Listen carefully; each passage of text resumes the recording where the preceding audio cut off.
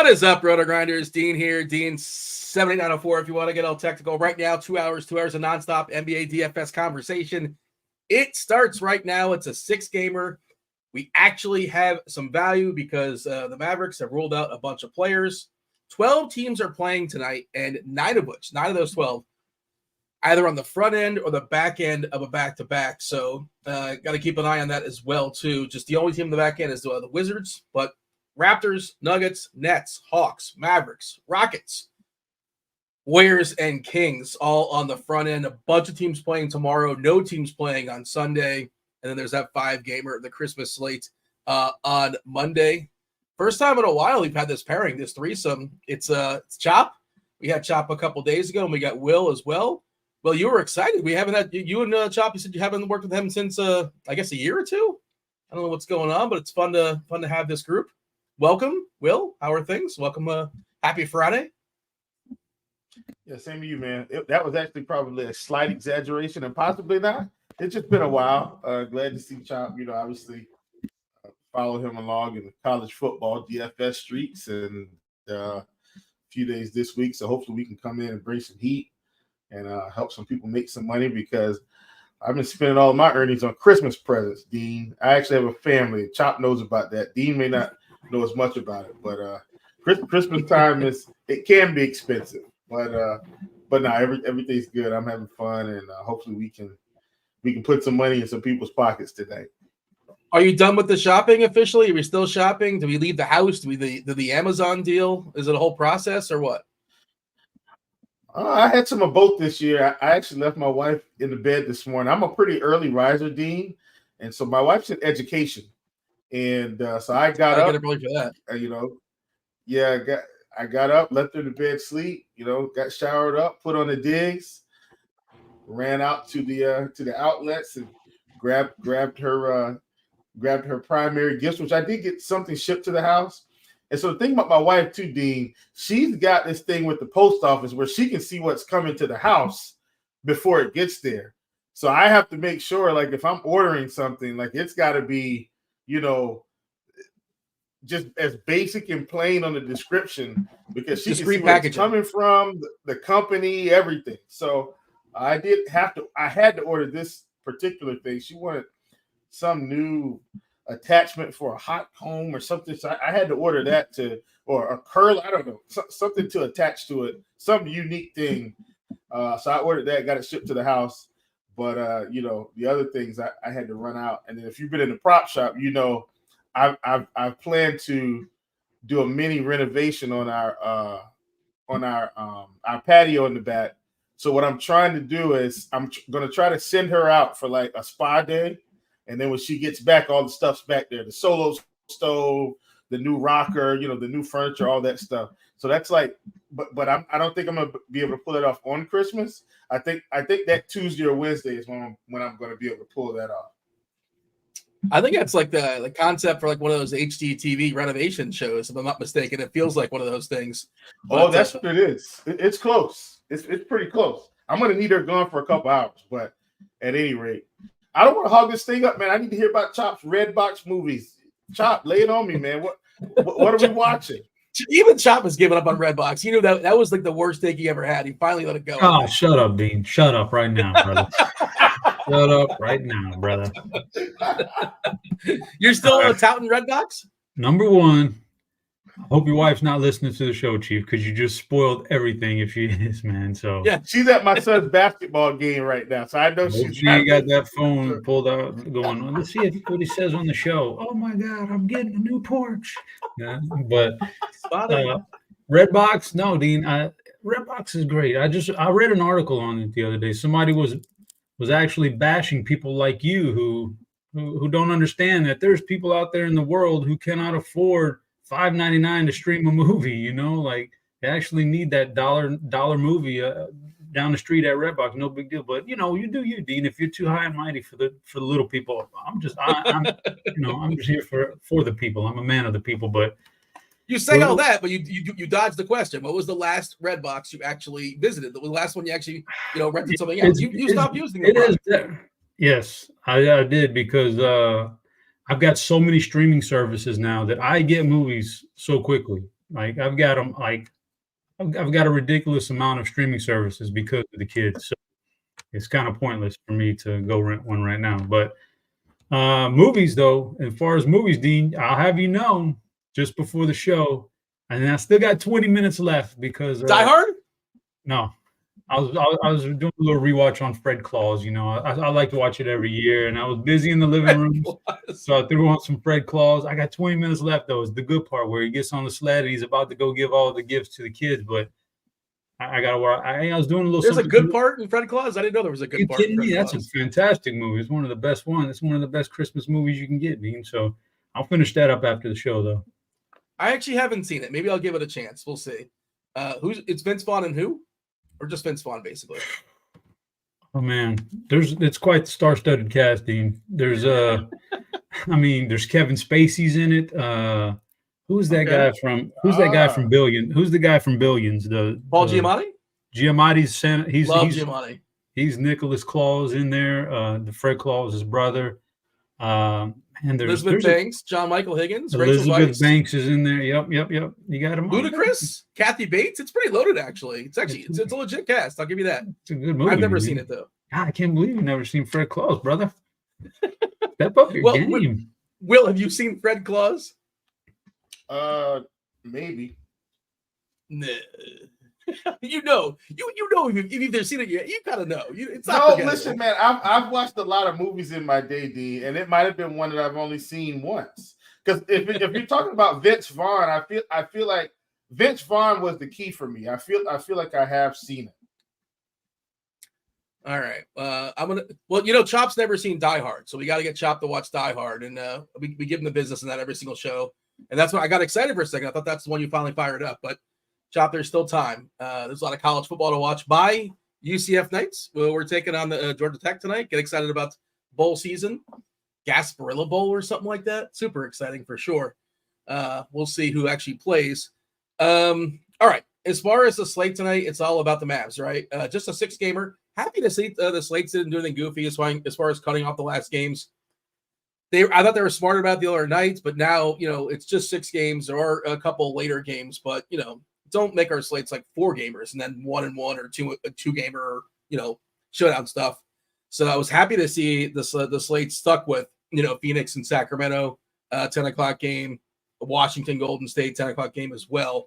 But no Luka tonight, no Kyrie, no everybody, no Lively for Dallas. They're on the front of a back-to-back as well. Curry is officially questionable for them. Seth Curry, that is. How much Mavs is too much Mavs, Will? It's kind of like the state of this slate. And again, I've been bemoaning this probably in an annoying fashion, just like no value on any slate, especially on DK, a little more so on FanDuel. But now we actually have stuff to play with when it comes to Dallas, with Dallas being wide open, maybe too much value. There's no happy median, right? Little Goldilocks coming for us. But Will, how much Dallas is too much Dallas? I'm running some optimals. We just had an update as far as our projections. So I want to get the freshest projections, but it's probably 3 or 4 hitting every single lineup. Your thoughts and everything else as far as the slate is an overview. I guess I assume you agree that Dallas kind of drives the slate. Yeah, I definitely think Dallas drives the slate. Like, is there going to be good chalk? Is it good chalk? Is it bad chalk? I think it's all good chalk in terms of Hardy, Hardaway, Jones. I mean, I think those 3 are going to get most of the ownership, and I think they should. Even if you're looking at, point per dollar right now, like on DraftKings and FanDuel, Hardy's going to be, at the top of the list, along with Seth Curry, along with Hardaway Jr., along with Derrick Jones Jr. So I think, for me, I think 3 is where I'm going to kind of plant my flag. I do know that on FanDuel, I think Powell is 3,900, maybe 3,800. He's pretty cheap there. So I understand maybe you get you want to squeeze him in there, but I don't think you can get him at power forward, so it's okay. So I think 4 is the max. 3 to me feels optimal for what it's worth. Chop, your thoughts on that, and of course we'll dig into it more game by game in a second when we get to Dallas. But your overview, is it also on Dallas? Is there something else you want to, focus on before we kind of go game by game? No, I mean, Dallas is the one that jumps out, and Phoenix has a little something tonight also that you can play around with. And, Butler's out. That's another big one. And Draymond's still suspended. We can see if we can take advantage of that, although I don't think you need it. But it is Washington, so maybe you can, So I don't know. There's a lot.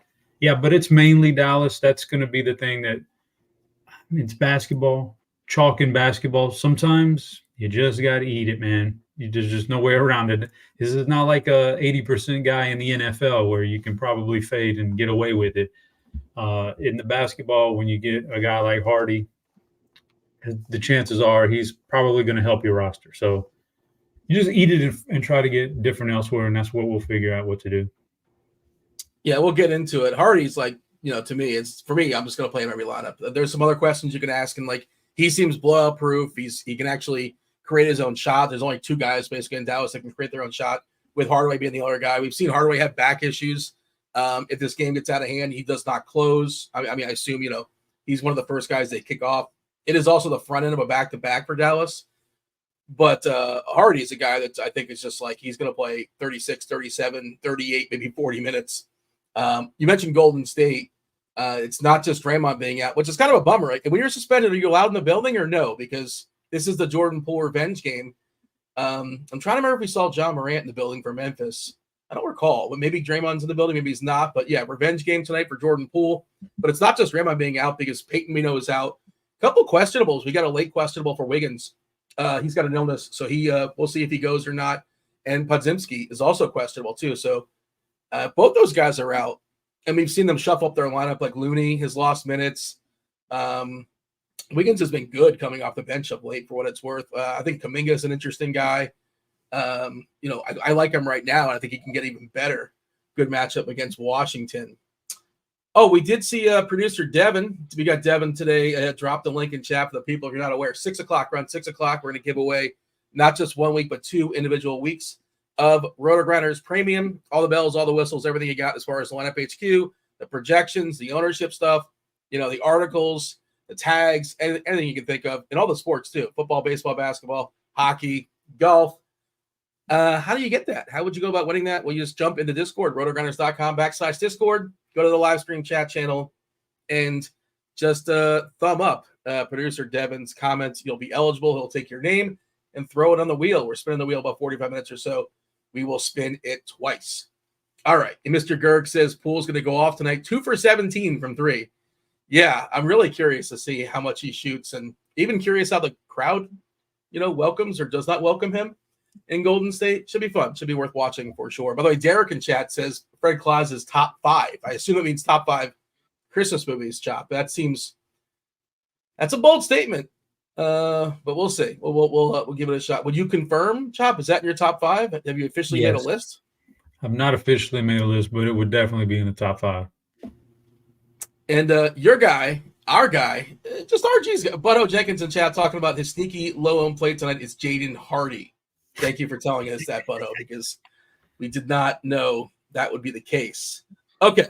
By the way, just ran some optimal stuff, and the top 5 players that are hitting my optimals the hardest, they're all Mavericks. One of which is Seth Curry, who's currently questionable. We'll see on that. There's a decent chance he doesn't play too.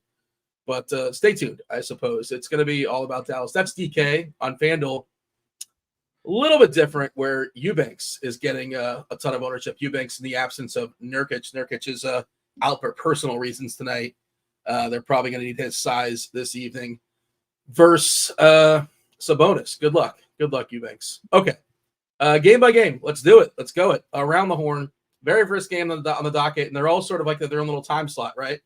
We have 7 o'clock, Toronto, Philadelphia, 7:30, Denver, Brooklyn, Dallas and Houston play at 8, as well as Miami Heat and Atlanta.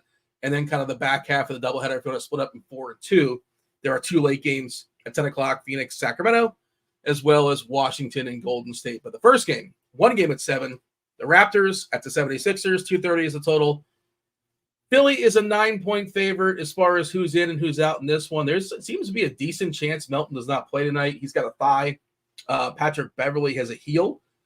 Covington is expected to be available with his illness, but it's possible Philadelphia is a little bit limited as far as guards with Melton and Beverly. Maybe we see a ton of minutes out of Maxey. Maybe we see them go bigger, right? Just kind of the way their pieces work, especially if Beverly's out. But that'll be interesting and worth noting. We know Embiid is just incredible. He's spectacular. Whatever adjective you want. Joker is also on this slate. You got to kind of guess the right one. The way DK has salaries these days, the centers, these guys are too cheap at 11.2 for Embiid, 11K for Joker. Do you have a preference amongst the two and just Philadelphia in general? Will, how do you feel about the Sixers tonight? Give me Embiid here. I think in terms of just overall right now, Embiid seems to they seem content with allowing Embiid to run this offense and kind of take over the scoring and do a whole bunch of other things. So it's going to be Embiid for me. And that's not to overlook Jokic and what his capabilities are. But I like Embiid more. It's splitting hairs, but Embiid at home as well, I think will sway me tonight. Joker on the road, not that's going to slow him down any, but Embiid against Toronto, between those two, I would definitely choose them or choose Embiid over Jokic. I mean, the ownership's not that crazy. At least on FanDuel, I mean, we got about a 2% difference between Embiid and Jokic, and right now it's skewed a little bit to Jokic, but I don't care about that. Give me Embiid. On DK, a little bit different. We have Embiid at 28%, Joker at 23%. When did this get? I think it just got updated, right? 5:05. Yeah, about 15 minutes ago.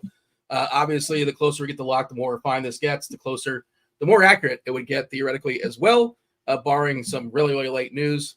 But yeah, Chop, your thoughts as far as Philly, as far as Embiid. If you want to compare him against Joker, by all means, go for it. And the other pieces on Philly, we do have an if-then, which I can pull up. We have an if-then for both if Melton's out and if both Melton and Beverly are out. Embiid is a smash DK value right now. Just jumping off the page, 66-point projection if Melton is out. Let's see, if both Melton and Beverly, basically the same projection. His projection's around 66 fantasy points. That's essentially what it is right now. It doesn't change him a ton. But Maxey would improve to 38 minutes, 44 DK points, 42 FanDuel if we lose Melton and Beverly. Nobody else, though, would be a DK value. Doesn't mean you can't play him, but just worth noting. Chop, what do you got, Philadelphia? Well, Mo Bamba is out tonight. Okay. So, does that matter? That's even more Embiid for you, Dean. That's an extra minute from Embiid right there. I don't know. Like Embiid is the best player on the slate, even with Jokic on there, and there's plenty of value to get him. So I don't see why you would. I know he's probably going to be chalky. Let me see if I can. Yeah, that's pretty chalky. It's 30+% probably. So, but he's just been short so slate. Good. Yeah, short, so good, so consistent this entire year. Shouldn't have any problems with this particular team. He's my favorite player to spend up on the entire slate, and there's enough value to do it. So I think this is one where you could just eat this chalk and play Embiid. Like Chief said, everything's going through him right now, and so as long as he's taking the floor, there's no reason not to play him. I probably got like very little desire to go with Tyrese Maxey or Tobias Harris or any of the other guys for Philly. He'd be my only one.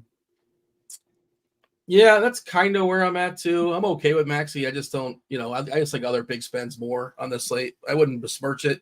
I probably wouldn't play them together. I don't know if they both get ceiling games unless you get like an overtime game or something like that, which you really can't predict. Chop, what do you got as far as the Raptors, who I think are one of my least favorite teams on this slate, and ownership kind of reflects that. Pascal's getting about 10% on DK, Schroeder about 8 or 9. Everybody else like in the single digits.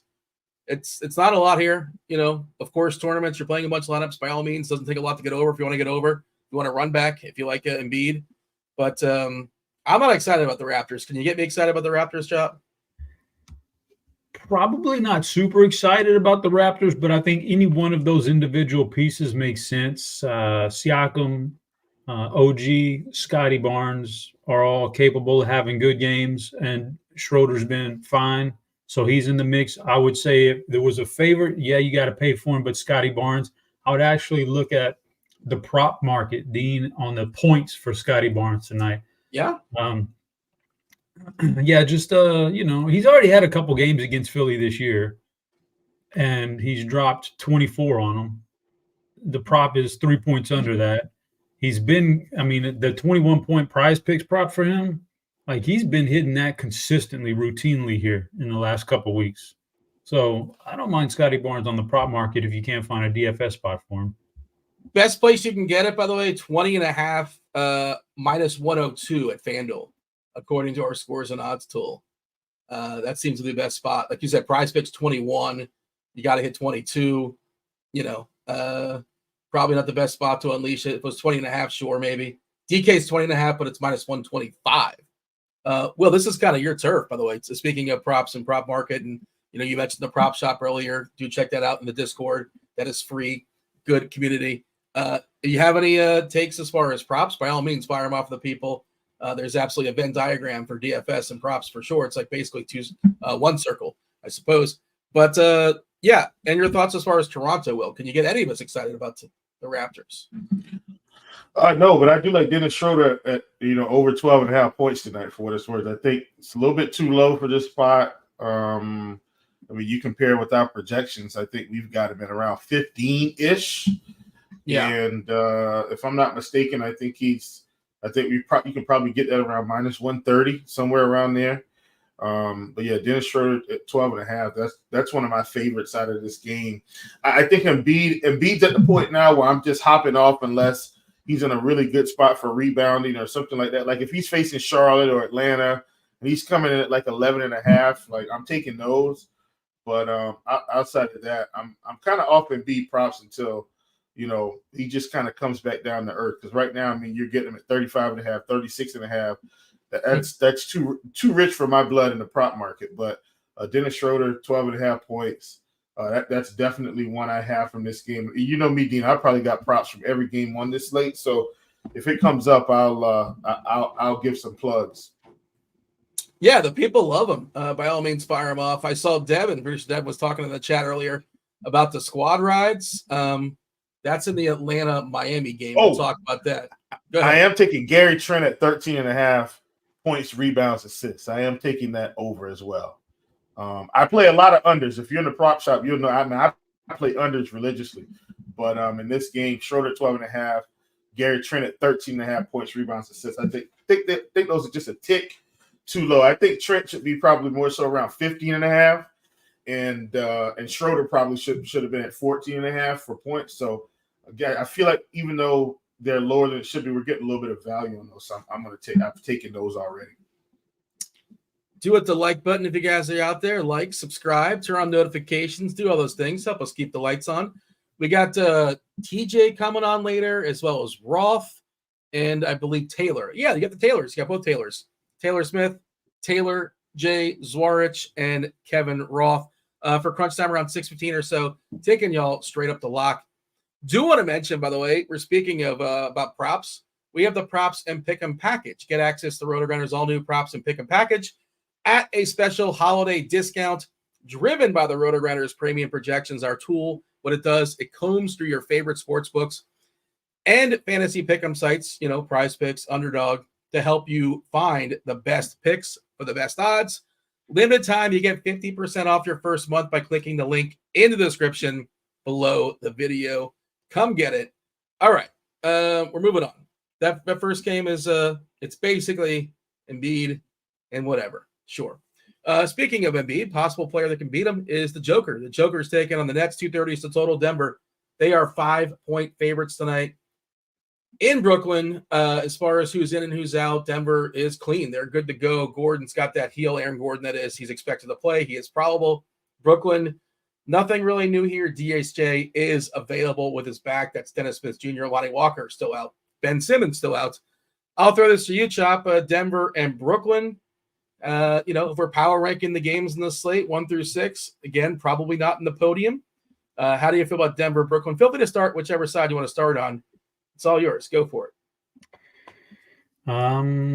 We'll start on the Denver side because Jokic is in there. Actually, Jokic is the ownership is comparable to Embiid, and when I run my optimals there, I'm getting more Jokic than Embiid. So I think it's interesting. I'd rather have Embiid, but Jokic is jumping off more in that category. So Is yeah, that he's FanDuel because of the price difference? I mean, they're up. no, it's DraftKings. It's Okay. DraftKings. Now, I'm not Because they're using basically the same price. $200 more is what you need for Embiid. Yeah, and I think the projections I've got are have Embiid outscoring him by 1 point, so that difference in salary gives Gotcha.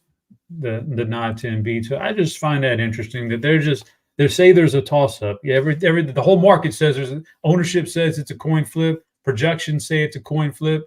Yet I find myself really favoring Embiid. So I don't know, but I don't know. On DraftKings, you could probably squeeze them both in with all this value, a center and in your utility spot. But you'd eat up your utility early if you wanted to. I don't think that's a terrible strategy in GPPs because while they're both somewhat owned, having them on the same roster might be the thing that separates you, makes you a little bit different. But I actually don't hate that idea. Other than that, though, Michael Porter Jr. I think is fine.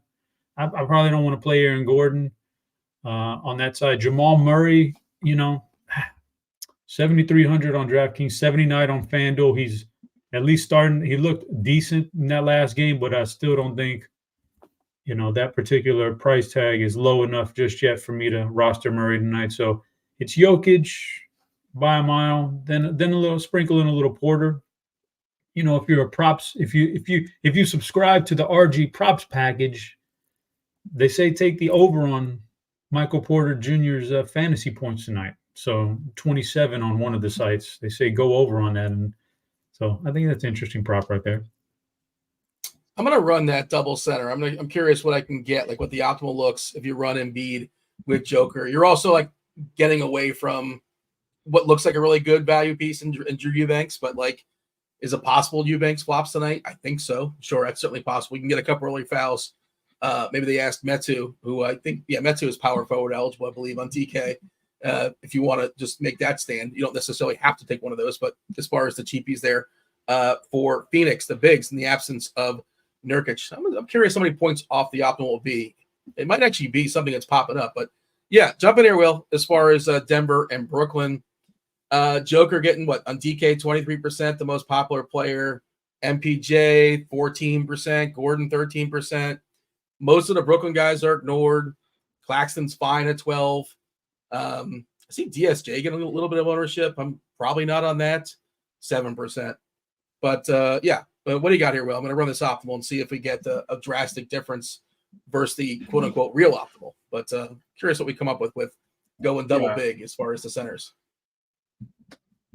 So for me, DraftKings, I'm actually still okay with Jamal Murray at 73. I think for me, I'm playing the long game with him at this price.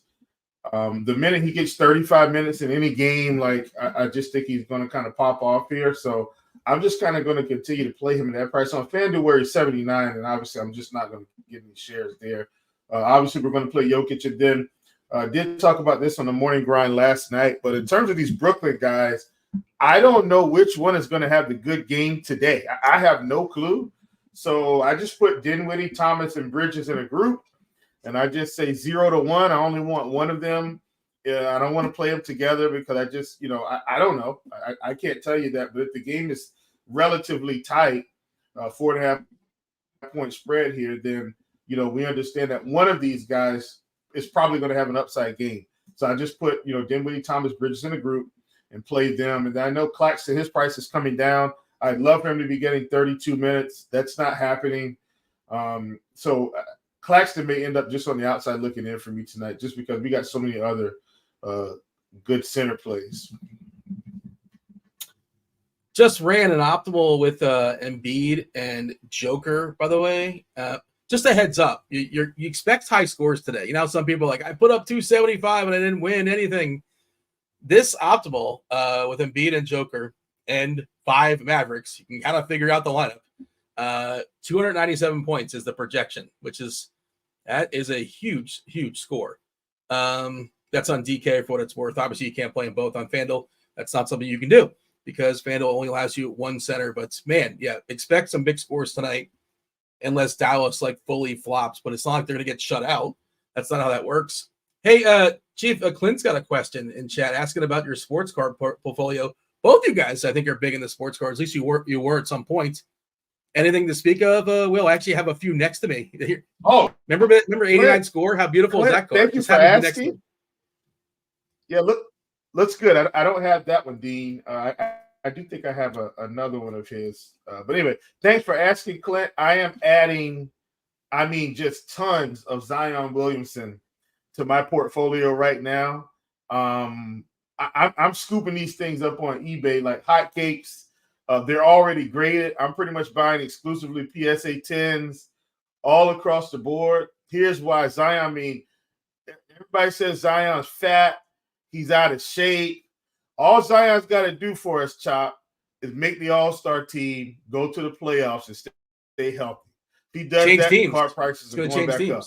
If they get out of round one, Chop, and have any type of hope that they're actually going to go and compete for a championship, then that means the price is going back up. So don't, I'm adding tons of Zion, and I'm not spending a lot, Chop. I'm getting some of these things for $15, $20 already graded. It was going to cost more if I bought one ungraded, wait to get it, send it off.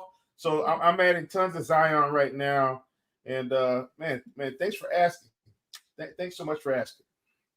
Chop, you got anything to add there? I know you're big into sports cards. Here's an old school card for you, Chop. I imagine you were a fan of Clyde the Glide when you were a youngster. Sure. Well, I can't see it though. Dina's break it up on me, but yeah, I like a little Star Clyde. Basketball. Yeah, a little Star. Oh, I like that. That's nice. Yeah, sports cards are great, man. Fun, entertaining. You could do like Chief's doing. He's trying to buy and then wait for the right time and flip it. A guy like me, yeah, when it was COVID and all that stuff, and we were bored, I was flipping, doing all that good stuff. It was fun, but right about now, I got the diamond hands, Dean. I'm just sitting on everything, brother. I got a stockpile of Lucas and Trouts, and I'm just waiting, man. We have Tim trolling us in chat asking about Top Shots. That's a sensitive question. And we should, come on. I'm glad Kirky ain't here. Kirky would be very upset. Top Shots. But I had to ask. Listen, if you got in and got out at the right time with Top Shots, you did really well. I did not do really well. I still have a bunch of nonsense Top Shots, but continue.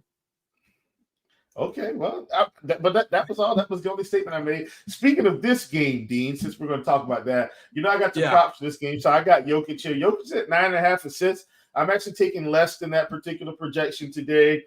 I think Jamal Murray being back, having the ball out of Jokic's hands a little bit, has definitely curtailed some of his assist numbers. Now, look, Jokic could absolutely go out here and get 15 assists tonight. I'm not saying he won't, but I'm saying his likelihood with Murray playing at 9.5. I think that's an advantageous number. We've got Kentavious Caldwell-Pope at 12.5 points, rebounds, assists. I want more than that projection. We've got Michael Porter Jr. at 7.5 rebounds. I'm actually taking less there. And then on the other side, we've got Nick Claxton. If you can still get him at 10.5 points, I want more than that. And then I've been able to get Cam Thomas, I think, at 24.5 points, and I want less than that projection. That's some of the stuff I got in throughout the day. It's amazing going through these games too, Dean. I realize how much I've got in props. Like sometimes it scares me. Like the other night, I just had this past weekend, I had so much on the Carolina Atlanta game. You don't even know like how much I had, and it benefited me because I got it right. That's your team. Yeah, well, I got it right with the weather script. Took a bunch of passing game unders, rushing yard overs. I think the only thing I didn't get was Bijan Robinson because Arthur Smith is an idiot. Other than that, pretty much swept the board. Made a nice little fortune on Sunday and parlayed that and made a little bit Monday on the Eagles game. But case in point, going through these, it's just I realize how much I've got invested in the prop streets on a nightly basis. So hopefully I can keep putting you guys on the right plays. A couple of things, by the way. I did when I get those emails and I say, there's a new pack opening at Top Shots, I still get sucked in sometimes. I did buy I'm still whatever. It's fun to open stuff and the noise, the bells and the whistles, I get excited. I pulled a Wemby. I think Wemby might be worth something if Top Shots are worth something, but I do have a Wemby Top Shot. I think it was his first one. We'll see. Good for you, Dean. Yeah, Go ahead. it's Go ahead. it's And sell that available thing. for purchase. How much is it going for right now? Because I don't know. I don't know. Okay. Maybe a couple $100. I honestly have no clue. Top Shots is still in beta. Chop. It's Dean still in needs beta. to Dean needs to get his virtual diamond hands going with those Wimbies. Yeah, dude. Well, you might not have a choice on Top Shots, brother. You might have to have diamond hams because I think there's like 3 people visiting the site every day. That's about it. What's the NFL one called? And is that worse or better than Top Shots? I got some of those too, and they're just, I don't even want to look how much they're going for. What's the NFL's got their own version? I can't think of the name of it. You guys know what I'm talking about, right? I know. Somebody in chat list. Yeah. NFL all day. There you go. Thank you, Devin. Yeah. I know Devin was in those Top Shot streaks. Yeah. Oh, Webby's going for $265. There you go. Chief, I'll give you the friends and family discount, $260. Or right, clean, $260 clean. If you're interested, you got to give it. Slide to the DMs. I'm going to tell you how I buy this. I don't buy it unless I feel like I can flip for double. So if you want to part with that Wemby, slide it to the DM. We can make a little. I'll get it from you for $100, but just know I'm going to sell it for $260 the next day. just know. By the way, I love. I hope you're right. The one bet you threw out there, Cam Thomas under on points. That's like one of my big bets in the day. So I hope. Okay. It was 23.5 or 24.5. I got him at 24.5, and I sure hope we're right too, Dean. I sure hope we're right.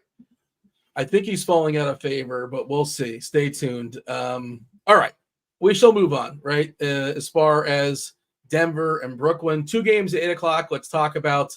Let's talk about my Miami Heat first. Let's do it. My Miami Heat. They're at home versus the Atlanta Hawks. Great pace game here. No Jimmy Butler. 238.5 is the total. It is high and tight, right? 238.5. That's a big boy number. And also Miami is just a 1-point favorite here. Nothing really new with Atlanta. No Jalen Johnson. AJ Griffin's out. That doesn't really matter. He barely plays, if ever. Kevin Love is available, but again, no Jimmy Butler. Hero's been awesome. Hero's been spectacular. I got some overs in him today. Love the matchup here against Atlanta with the pace up. I'm curious, Will, your thoughts as far as, I guess, Miami first. Hero and Bam, to me, both look spectacular. I don't know who it's going to be. What about like lineup construction thoughts? Is like, I'm thinking about like I'm going to run like, give me one of Bam and Hero and give me one of Fox and Sabonis. Like, I don't know the exact box of which 2 of those 4. Like one of those 2 on their individual teams are going to absolutely smash. And I have not figured it out just yet, but that's something I'm thinking of. Just sort of thinking about lineup construction out loud. But yeah, you tell me as far as Miami. And do you have a side? Do you prefer Hero or do you prefer Bam amongst those 2? Yeah, I like them both. I think I prefer Bam. I just feel like Bam has more ways to get there consistently, especially with some of the defensive stats. Now, look, I understand Hero could go out here and drop 30 real points, 5 or 6 rebounds, 5 or 6 assists, and I'm all about that. But I definitely like Bam here in this spot. Bam actually getting a fair amount of ownership on FanDuel as well. I think he's around 21%, 20%, 21%, somewhere up in there for Bam. I'm still okay with that. It allows you to open it up. The only way I think this doesn't work out by playing Bam is if Embiid goes for 80. Like if Embiid goes for 80 and Bam goes for like 45, you're probably in trouble. Like, because you're right, essentially you're playing Bam to say, hey, can Bam get me 50 to 55 today and Embiid stay in the 60s? The problem is Embiid just seems to be cranking out 70s every night right now. We know that won't continue, but I still think there's value in Bam in this spot against Atlanta, where, I mean, you talked about the pace, 238.5 total, and we've seen Atlanta games. We've seen Indiana games. We've seen Charlotte games. People just, they're scoring in gobs right now. So love Bam. Don't hate some of these secondary pieces in Caleb Martin, Josh Richardson. Like, these are the guys that I feel like are going to kind of get left out tonight, Dean, because of the Dallas value. But essentially, if this game is more competitive and higher scoring, then we may see some let's call it nuke performances from some of these secondary pieces, and they're not going to get a lot of ownership today. So I like them a ton. I pulled up the ownership there for Bam. It is 23% on FanDuel. The most popular player on FanDuel. You got Juan Wick, Jaime Jaquez, Triple J, formerly in college. I believe they called him that in college. He's got a really good price on FanDuel, 5.6K. I would just throw out this, I don't want to say caution. He doesn't have to score, but his usage has taken a hit with the arrival with Hero coming back. As far as DK, the most popular player in this game, it's a little less so. With Trey, looking at Trey Young, 12%. Josh Richardson's about 11% or so. He's perfectly fine, but probably not breaking any slates. Bam is only 10%, 9-2. You got a preference here, Chop, as far as Hero versus Bam? I like them both. I don't know which one I'm going to get to, but I feel like one of these guys really fully smashes. But you tell me, what do you got here, Chop, as far as, and not just that, anything. Miami, Atlanta should be a pretty appealing game. Yeah. So I'm looking at you threw me off with that ownership on Bam on FanDuel. I'm surprised that Jokic and 23%? Embiid. Yeah, because it's Jokic and Embiid are so low over there and they're so highly projected. I find that curious. But as far as DraftKings is concerned, I would say that I think Hero's fine. I think he's a good player, and you could plug him in there if you want to. I think Bam is the way to get different on DraftKings with your 2-center lineup. Put him in there instead of one of the other guys, one of the big two, which are going to be highly owned, Jokic or Embiid. Slide Bam in there. He's a little bit cheaper, but like his point prop on sites is 22.5. That says a lot right there because he is not a points guy. Like he has his upside when he's stuffing blocks and steals and all that other good stuff. So for him to be that high on the prop market says there's a good chance he has an upside game here. His upside game, if those other guys are just average in their, what they normally do, he can compete with them in that game. It's a good matchup for him. He just played them last month and dropped 17, 18 rebounds on this team with a bunch of points. So he can get it done against them. I like Bam as the contrarian on DraftKings in that 2-center lineup where you play him instead of one of those other centers. And Hero's just a solid play on either side with Butler being out. He's just solid. So what's the chalk in this game? Is it going to be Richardson? Because that's some chalk I can avoid right there. I don't think I've ever had a good game. 11%. Yeah, I wouldn't call that chalk. It's a 6-gamer. Okay. Yeah, he's going to get some ownership, but not a ton. Yeah, I don't. Yeah, so it's just those two guys basically on Miami, and I think Bam makes for a great play on DraftKings. Atlanta kind of middle of the road as far as yielding rebounds to opponents. I did think it was interesting. The opponent's assist, I believe, they give up the second most assists per game besides Washington, for what it's worth. Just kind of throwing it out there. A few more assist opportunities for the Miami side. I see Steve in chat saying, Ice Trey, auto 50 DK points. Okay, but I need like 55 or 60 because, he's 9-9. 50 is not enough, but that's auto 50, sure, and then some. How much were you prioritizing that, Will, and just Atlanta in general? Trey, 12% ownership, not jumping off the page, getting enough. Just a 6-gamer. We know he can break the slate. We know he can put 40 points in the bucket. We know he can get, a double-double pretty easily as well. And just thrash Miami with a bunch of threes. Just how do you feel about Young? Murray always kind of gets lost in the shuffle. We know the deal with their centers that, they will overlap sometimes with Okongwu and Capella. We're giving Okongwu 27 and Capella 27. So we are projecting that is 6 minutes of overlap. Your thoughts as far as the Hawks? Yeah, I mean, I like the Hawks at this spot. If I'm going to play the Heat, I definitely want to get some Hawks in. But, you got to be, in my opinion, very creative trying to get both sides in. Like if I'm playing Bam, then I feel like, for me, then I'm probably going to maybe try to get some Josh Richardson in. I don't think I get the Bam and Hero. Trey is, up there pretty much 10K on both sides. So if you want Trey, you got to go up and get him. Capella is, fairly expensive as well. And it has been dominating in about 28 minutes. I mean, he's been putting up, I think, around 40 fantasy points, but I can't count on that to continue. I don't know when Capella's minutes will fall off of a cliff. And then he's playing 25 minutes, and now I'm stuck with 30 fantasy points. So mainly, I don't hate Trey. I don't hate DeJounte Murray, who's got a little bump down in price because of his lack of production or lack of 40-point fantasy games, let me say.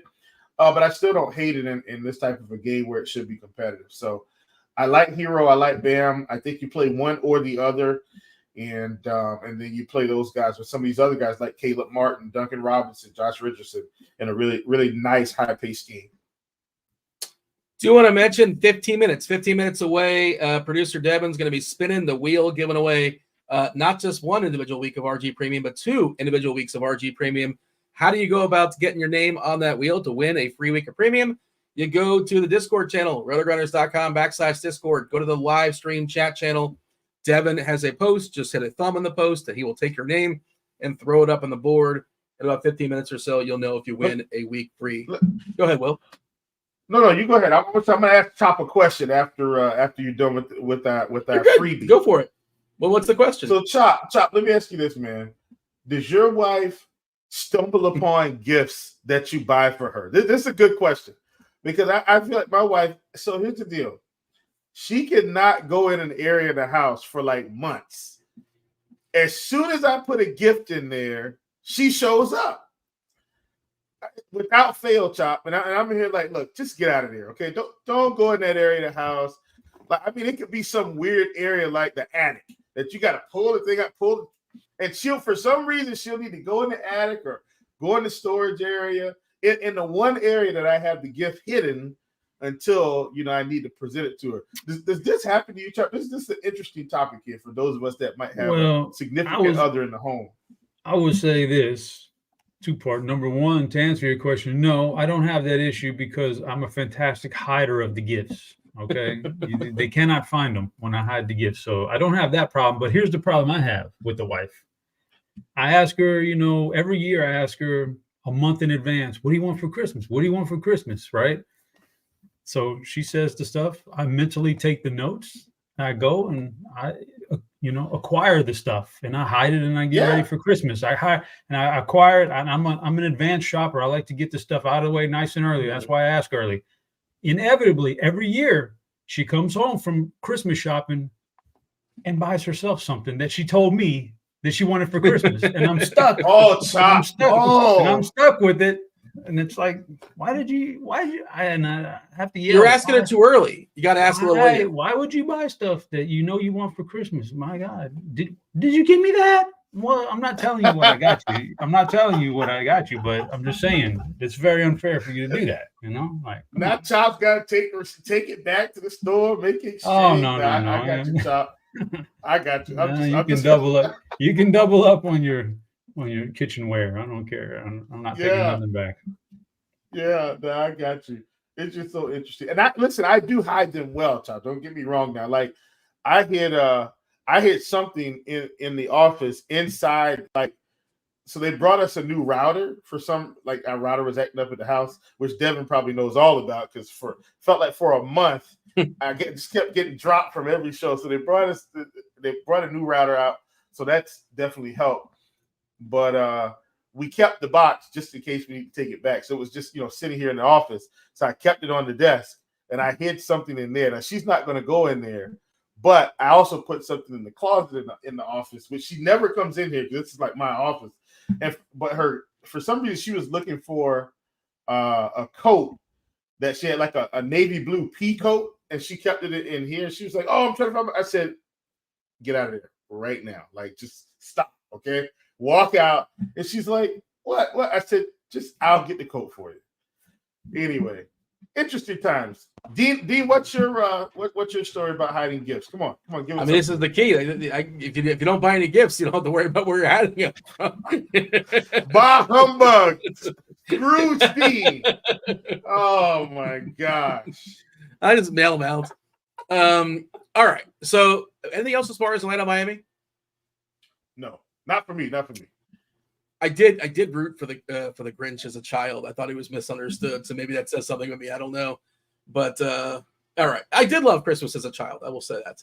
But all right, let's move on. We're done with Atlanta, Miami. Anything else we want to focus on? We kind of neglected. We're good to go, Chop. Let's move it down the line. Okay, here is the main game, right? Dallas, we kind of teased it a couple times. I believe they have the lowest total on the board. Like 107 is their team total. 223 is the total for the game. Houston, not necessarily a fun opponent. A good defensive team this year with the addition of Dylan Brooks, the coaching change. Yeah, and pretty big favorite. Houston's like a 8.5 point favorite, depending on where you're shopping, depending on where you're looking. And Dallas is without essentially their entire starting lineup, right? No Luka, no Kyrie, no Lively, no Josh Green, no Maxi Kleber, no Dante Exum. And Seth Curry is questionable. We'll see. We're currently projecting Jaden Hardy, Tim Hardaway Jr., who has not started a game all season long. I'm pretty sure that. I'm not certain if he starts, but he may. We'll see. Stay tuned. Either way, if he doesn't start, he's going to come into the game and still play 30-plus minutes, assuming there is no goofiness. DJJ, Derek Jones Jr., Grant Williams, Dwight Powell. Not a lot of spacing here. It's basically the Hardy and Hardaway show. These are the guys that can create their shots. Derek Jones Jr. is kind of a 3-and-D guy. Powell, he's just going to be by the rim, just bouncy, rebounds, blocks, that kind of thing. Grant Williams, he can stand in the corner and hit his occasional three as well. And the Rockets are playing too. Chop, your thoughts here again about Dallas. We want to do our priorities when it comes to the Mavs. And it also is worth noting we don't know about Seth Curry, who's currently questionable. Hopefully, maybe we'll get some clarity on that before 7 o'clock. Maybe not. But yeah, Chop, Dallas, can't ignore him. It's just a question of how much Dallas is too much Dallas. You can even just play, if you want to just play Hardy, and that's that. You can do that as opposed to. But what is your plan of attack? Yeah, man, I don't. Hardy's great. You got to play him. Probably play him in every lineup. I think Hardaway is fine. We've seen him have really spike games in these kind of situations before. I wouldn't mind Derek Jones Jr. I don't hate Derek Jones Jr. either. As far as the other guys, I think I draw my line at 3. Seth Curry, no matter what the situation, Seth Curry's a veteran. There's no, there's nothing in his history that says that he's for sure a smash spot here. So a guy like Seth Curry, Grant Williams sometimes stands around and waits for his 3-point shot. And if it's not falling, he's not doing much for you. So these other guys for Dallas, I think 3 is the max I want. And probably 2 is the minimum I want. Like I want at least a couple of these guys on my roster. Just they're so cheap and there's upside with those first couple of guys. But I think 3 max. I'm not doing the 4 and the 5 because you're going to have some dead spots. I think there's other places to go. I'm curious on the flip side of this game, though, the Houston side. That's the one that's intriguing, Dean.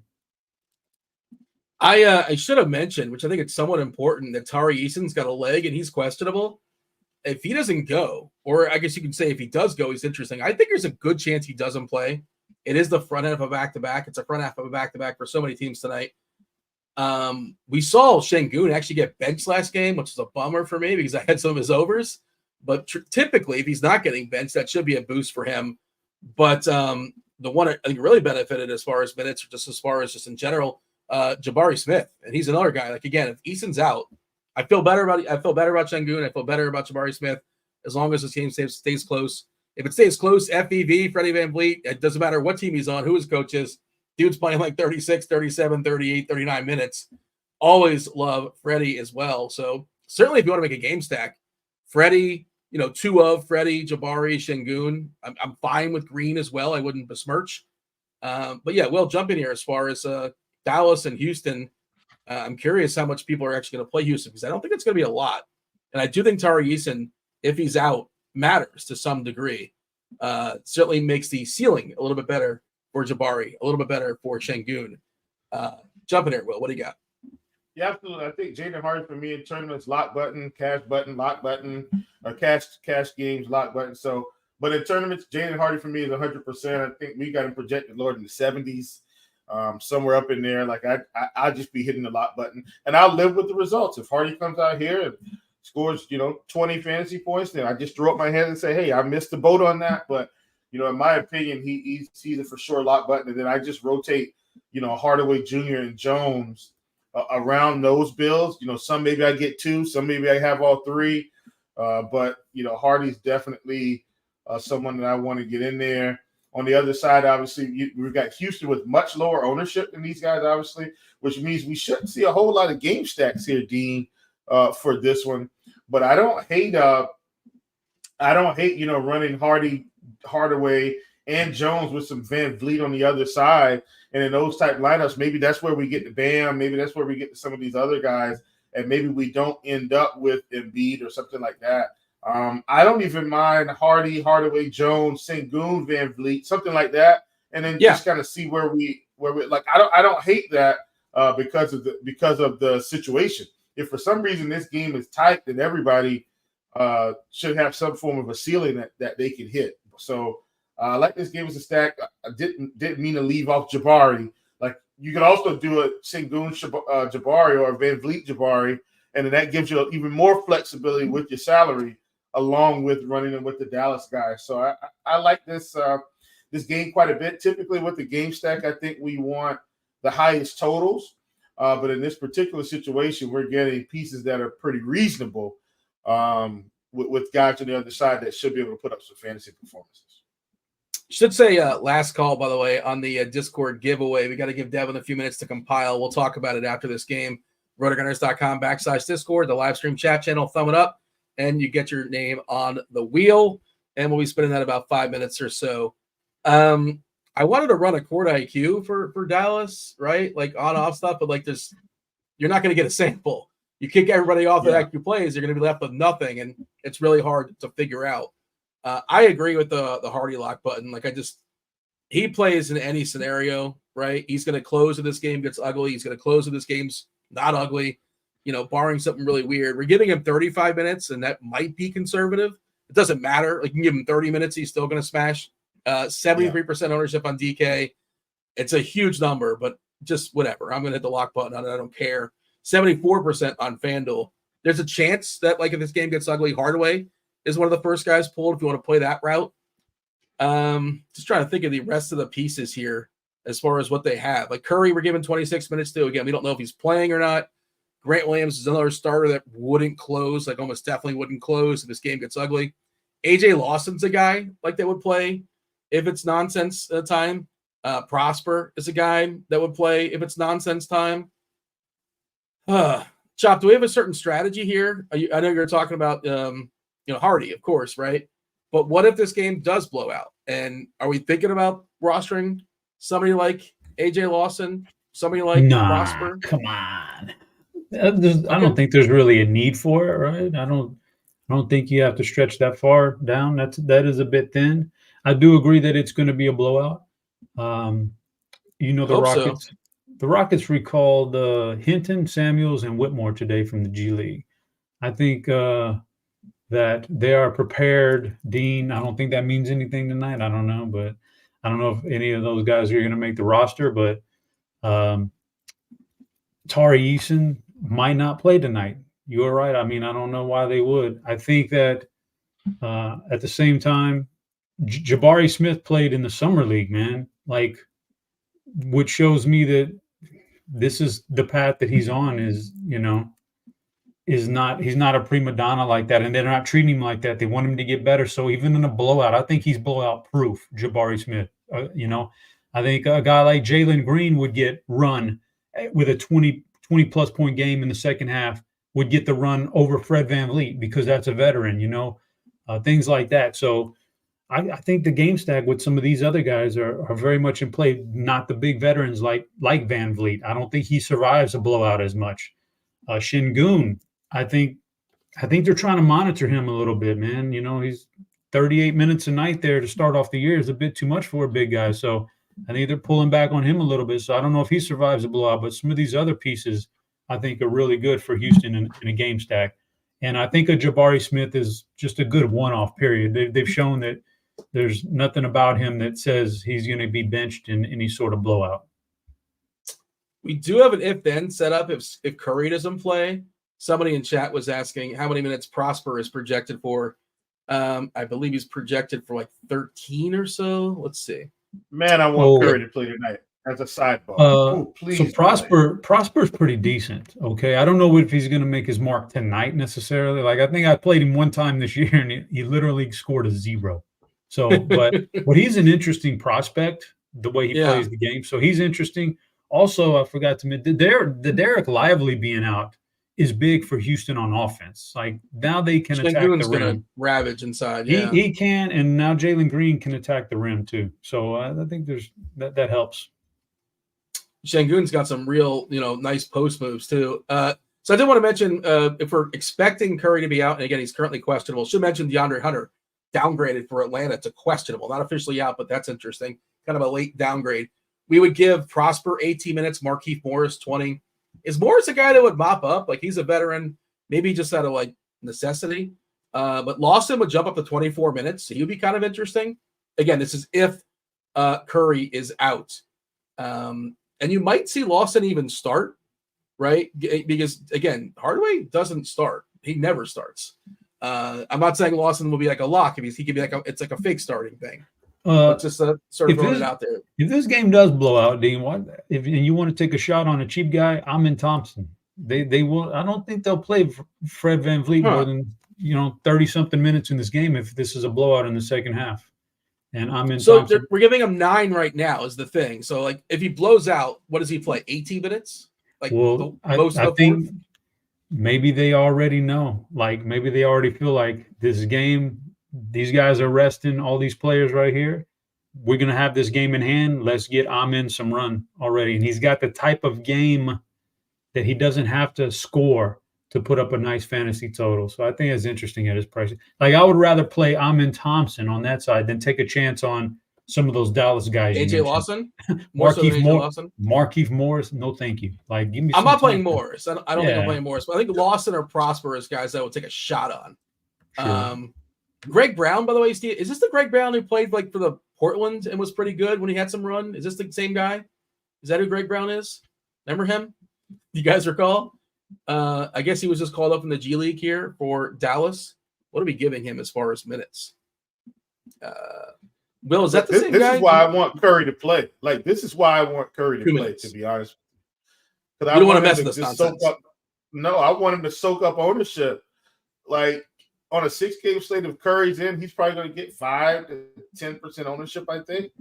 And then that way, that's taking away a little bit more from some of these other Dallas guys, hopefully. But anyway, either here nor there, I'm not playing Curry regardless. Your favorite play in each side of this game? Will, you go first? All things considered. Hardy, Jabari Smith. Chop? Hardy and Jabari Smith.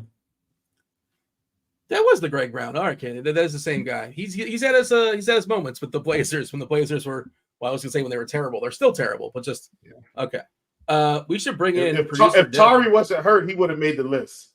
If Eason wasn't hurt, he would have made the list tonight too, but I can't trust it with him. He'd already been out some earlier, and no need to run him out there in a game that they're in full control of. I don't think. I'm saying run him in the ground in terms of minutes. That's kind of where I'm at too. I don't expect him to play, and if he does, I don't expect him to play 28 minutes. But Devin, you got the names all compiled. We're gonna spin the wheel. We're gonna give away a week free of RG Premium. We do this every single Friday. Everybody's got to pick their colors now, their exact box. See if we can. I got green, blue. Green, blue is my exact. Quinella, I want it both ways. Take red, yellow, and Dean. I'm feeling a little something. I feel like the Christmas spirit. I feel like I'm going green and red. Let's do a three winners today. We got a lot of people joining in today. Let's do 3. There winners. You go. Yeah. I'm going green and red for the Christmas spirit. Those are my colors I'm choosing. That's the chalk. Green and red. Chop's not playing, apparently. I don't think he What's chimed in. He doesn't like this game. Can I go blue and blue? Sure. Double blue. Yeah. Oh, man. All in. Chop going contrarian. Yes. Contrarian. Like Reds do. I can't even read the names. There's someone Jay and Bobo sitting in a tree. First KISS ING WINNING. All right, moving on to the next one. Shout out to Bobo. No music, Devin. No, I like a little background music. No music. Is that not available today? We could do something.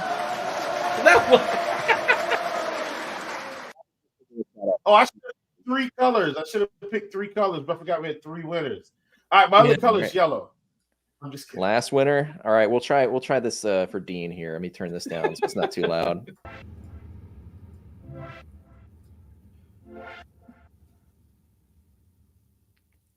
like I need my glow sticks or something for this. Yes, Devin, we got the Christmas chalk. There we Green go. and red, yes. Congrats to our winners. And Devin, you're gonna slide in and you're gonna hook them up in the Discord. Yeah, I'll reach out to everybody in Discord. We'll get everybody set up. Crunch time coming in about 10-15 minutes or so. You got the Taylors, Taylor Smith, Taylor J. Zwarych, as well as Kevin Roth. 2 more games, the 2 night games. Let's talk about it. 10 o'clock, we have the Suns and the Kings. 244 is the total. Pretty high, pretty tight. Kings are 3-point favorites versus Phoenix. Big deal as far as Phoenix. They're missing, they're missing Bradley Beal. That's nothing new. But Nurkic is out tonight. Also, Okogie is questionable. He's got a hip, which matters somewhat, I think, to some degree. Sacramento, they are fully healthy. They're good to go. Malik Monk is expecting to play with his foot. Chop, I'll throw it to you as far as Phoenix and Sacramento. One of the potential cheapies in this slate is Drew Eubanks. Is that a good cheapie? We'll see. Stay tuned. You got the Chimezi Metu revenge game. There you go. He probably is the guy that would I wouldn't play those guys together. I would just say that if you're making rules for lineups, do not play Eubanks and Metu together. Split those max 1. But Chop, Phoenix, Sacramento, start wherever you want to start. To answer your question, Eubanks, chalk, good, bad, indifferent. I think there's a chance this is bad chalk. I don't, I'm not running, I'm not going to re-alter my roster like you said earlier. If I play Embiid and I play Jokic or 2 centers, that takes me out of the Eubanks play. I'm fine with that. I don't have to have Eubanks in there. He's not super cheap. 4,500 is a nice price, but relative to the slate, it's not great. And there's a chance he just flat out busts. So I'm not I'm not super into Eubanks. He's a fine piece if you get him in there and you feel great about the rest of your roster, but he's not overboard. Durant, fine. I think Booker, fine. Obviously, those guys are gonna do pretty well with the build being out and Nurkic being out. They're going to get a lot of shot attempts. There's going to be a lot there. Durant, okay. So it's interesting. Nurkic being out should move the needle for Durant in some of the ancillary categories like rebounds. But Chief says don't play Durant. He says play under on the Durant rebound. So I'm interested in that one what he's going to say there. And I think it's just a good game. So.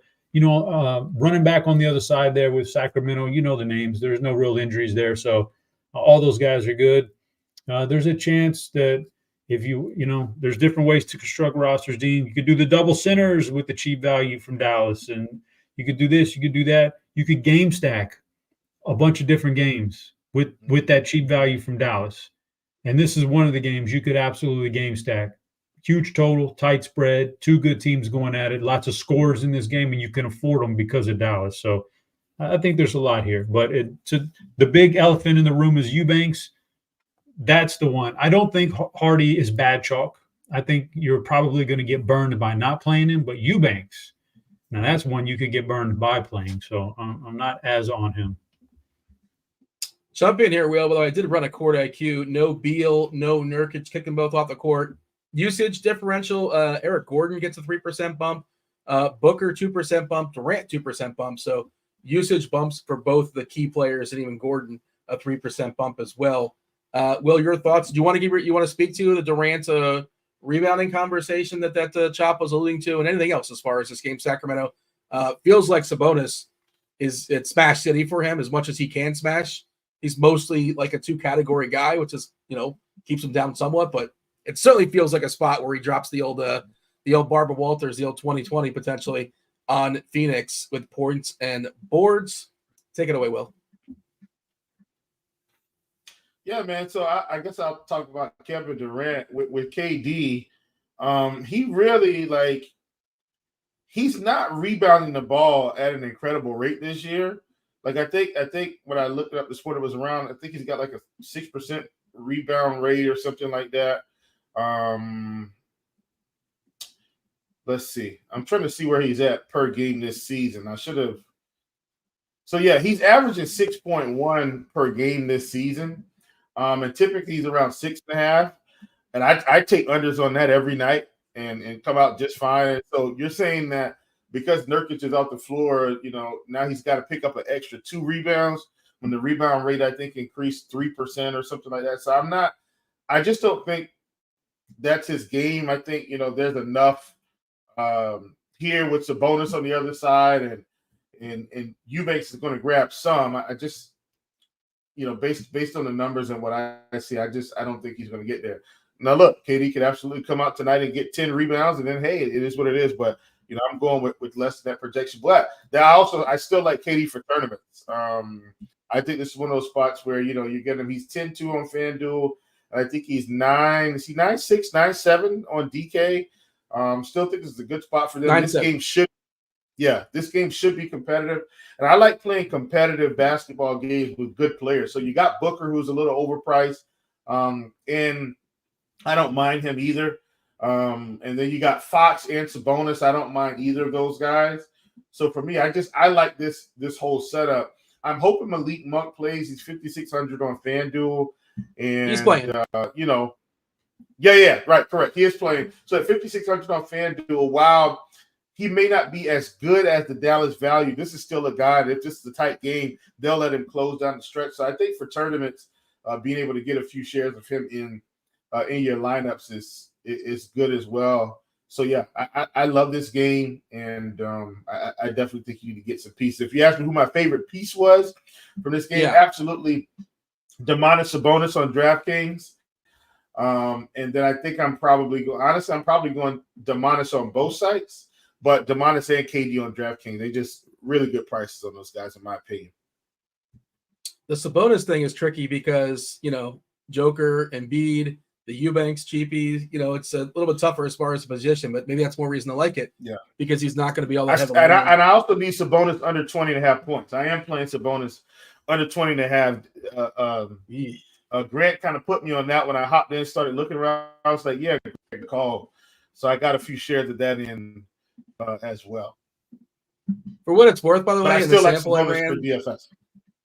the court IQ stuff, the rebounding stuff, the biggest bump for rebounding with both Nurkic and Beal off the court, Booker sees a slight increase in rebounding rate, and Durant has a slight, very, very slight negative impact. Again, it's probably nothing, but it's not an increase. Just kind of what you guys are talking about. Chop your favorite plays on each side of the game. I'm not sure if you said it or not. Like Sabonis versus Fox, Booker versus Durant, or if you want to go off the board, by all means, go for it. Favorite plays on each side of the game. I mean, this one right here, it's got to be like, I hate to take low-hanging fruit, Dean, but favorite play from Phoenix, I'd say Devin Booker. And I'd run that back with, let's go Keegan Murray. Okay, that's a little bit off the board. I mean, I don't want to say De'Aaron Fox is kind of expensive, but I mean, this is one of those classic games where the two superstars go at it. A Durant and or a Booker versus a Fox type. So, I mean, that's something you could afford, with the value today. But I definitely one of the big two from Phoenix and Fox on the other side. But I'll say Keegan Murray for the sake of not eating up all that salary. We got the Jordan Poole revenge game. 247 is a total. Wizards on the back half of a back-to-back. They're heavy dogs here, 12-point dogs at the Warriors. Gallinari, he cannot play on a back-to-back, so he is out. Shamet expected to be available. He has that rib. He's available if need be. Golden State has several players that are questionable. Midday downgrade for Wiggins, who's ill. Podziemski is also questionable with his back. He took a hard fall. And Draymond, we know he is still suspended.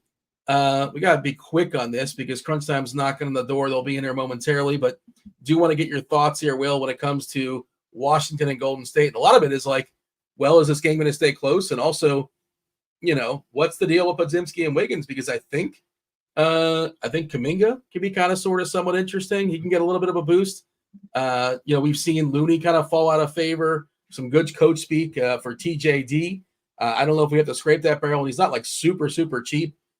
Your thoughts here when it comes to and Chris Paul would also get a bump as well, I'd imagine, if Podziemski is out. And we know the matchup here versus Washington is phenomenal as long as the game is competitive. But Will, Golden State, Washington, give me a minute on your thoughts. Yeah, love Steph Curry here. Feels like he's pretty cheap on FanDuel, like 8,800, and the ownership is reflected in that. I feel like we're not getting much ownership on Klay Thompson, where this is a spot he could absolutely go nuts.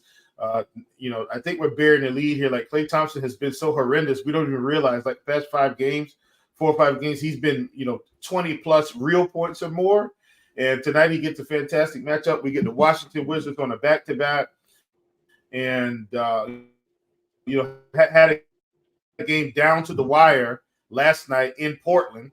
And Kyle Kuzma got 1 rebound with 12 seconds left and just killed my 6 for 6. I would have made plenty of money. He just shot a free throw and rebounded it. Chop. That's how he got his last rebound with like 12 seconds. Boy, that was frustrating. At any rate, I do think Golden State's in a good spot here. Give me Curry, give me Klay Thompson, give me Kuminga. And I don't hate TJD on DraftKings. Like if he's in even at just 25 minutes, I'm into it. Back half of the ESPN doubleheader here, Chop. What do you got? Wiz, Warriors. Yeah, he mentioned Trace Jackson Davis. He has a really nice offensive game, and if this game ends up being somewhat of a blowout and they want to limit the minutes on some of those other guys, I think he's a super interesting player. But everything else is what it is. Kuzma, Curry, Klay, and all those guys.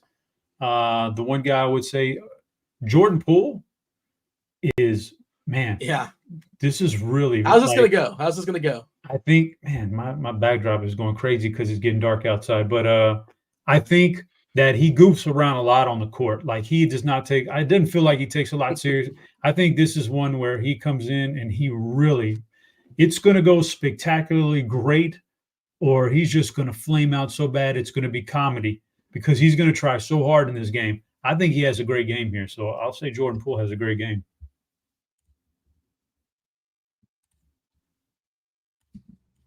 You're muted, Dean. Unbelievable. We did it the whole show. Having a full conversation, too. Just all on his own. I said some really good stuff too. It was very useful. I forgot what it was, but it was gold, Jerry. It was gold. Jordan Poole not getting ownership talking about on DK. Pistachio ice cream. Is that your go-to, Will? Pistachio ice cream? Maybe. I'm not sure. That's Tom Brady's go-to. But you said you were saying some good things, so I just made it up. Oh, I didn't catch the Brady reference. Okay, fair enough. I was just saying that nobody's going to play Poole, and I'm really curious to see how it's going to go down. National TV, and I'm kind of in the Chop camp. Like this can go really well or it can go really poorly, and both make sense to me. But he's expensive. He's kind of expensive. Back half of back-to-back. I think they'll give him a chance. I'd like to see him give Tyus Jones a chance. This game stays close. It's probably because he's doing well. He's been better of late, but the price is also adjusted. We do have a crunch time coming in, by the way. I kind of mentioned him several times. Crunch time going to be taking you guys home. We got Kevin Roth, chief meteorologist Kevin Roth. We have one of the greatest DFS players in all of Saskatoon, Saskatchewan, Canada. Also the president of the Alec Burks Club, TJ, Taylor J. Zwarych. And it's Taylor Smith. What's up, boys? Roth, how's Friday night working out for you? Oh, it's good. I built the kids, Power Wheels. Like this bright pink Power Wheels. Took it out for a spin in the cul-de-sac. It was just glorious. Good times, man. Good times. Look at the humble brag with the cul-de-sac. You look at just gotta sneak that in there. Let the people know. But, you don't want to do it on the main drag, so I had to go to the cul-de-sac. It's the safer spot, Dean. We discovered you have like 7 stories on your house. You have a cul-de-sac every single day, something new. Well, I wanted to get it out of the gated estate that I live in, bring it out in the public area. So. Fair enough. Taylor, how's everything? How's Friday? Anything? Did you have an official, in case you guys got it? We have to all get off our Jordan Poole take, right? Give me the Jordan Poole final line tonight, Taylor. What do you got for me?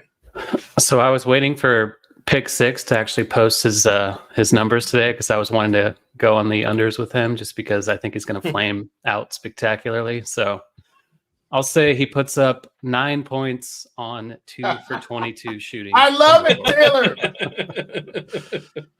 That's how was the Pick 6? Taylor, you must hang out in the prop shop.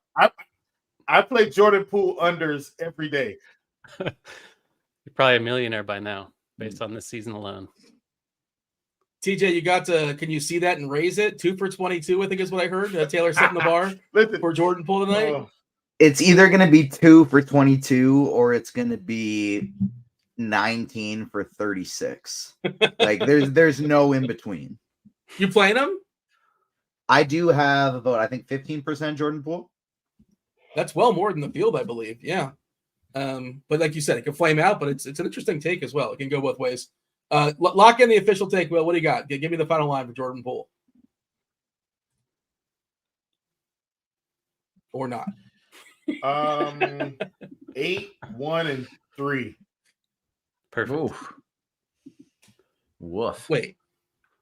8 points, 1, like it's like a rebound. Is that what that is? Okay. He grabs one board. Correct. Chop, you have a take, Chopper. You just want to give it the 8, 1, old and, field 8 1, and 1. Give me 8, 1, and 1. No more. Only one assist. You're downgrading his assists. Yeah, Fair. he ain't passing the ball. Let's be real. Bet the under on 3 assists. And Chop, the people want to feel it in the Plums play. I imagine you got one for him. Sure, I give him a little feel it in the Plums play. Let's go with Jalen Green tonight. Jalen Green, man, big game. I'm gonna go with Tyler Hero. I think we see a smash Tyler Hero game tonight. He's gonna put like 40 points in the bucket. Tyler Hero. How about that? I'm being ambitious. I don't know. We'll see that and raise it before we step aside and get out here and yield for crunch time. Or not. I think Will might be having some tech issues. I'm not really sure. He's just kind of delayed. Tyler Hero, 25, 6, and 6. Roth, we're going to hand it off to you. Enjoy your Friday night, everybody. That was myself. That was Will. That was Chop. Hit the like button. Do subscribe. Do turn on those notifications. And Roth, we also want to get your official Jordan Poole. Take it. You know the hoops. You know your basketball. So the people want to know that as well. I'm sure you have some other takes you can share. You also get the Taylors. The Taylors taking you guys home. Do appreciate y'all watching the first portion. Now it's the FanDuel sponsored portion. You get Roth. Roth taking us home. Go ahead, Roth. Good stuff. As always, welcome to it, ladies and gentlemen. It is crunch time, joined by 2 of the sharpest minds in the biz. Also, the sharpest chat in the biz. This comment from Hoosiers Hang Banners just blew my mind, talking about Chief randomly bringing up pistachio ice cream. After you open a pistachio, use the shell to open the stubborn pistachios that barely have a crack in them.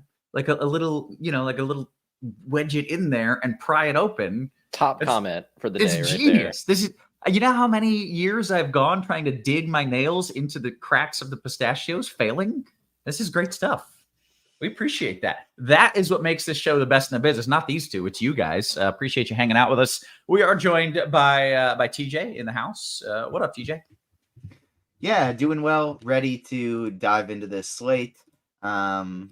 Happy holidays, everybody. It feels like they've officially begun now. My wife is a teacher and just completed her final day of school today. So it feels like we are there. It has begun. Time to celebrate. Time to relax.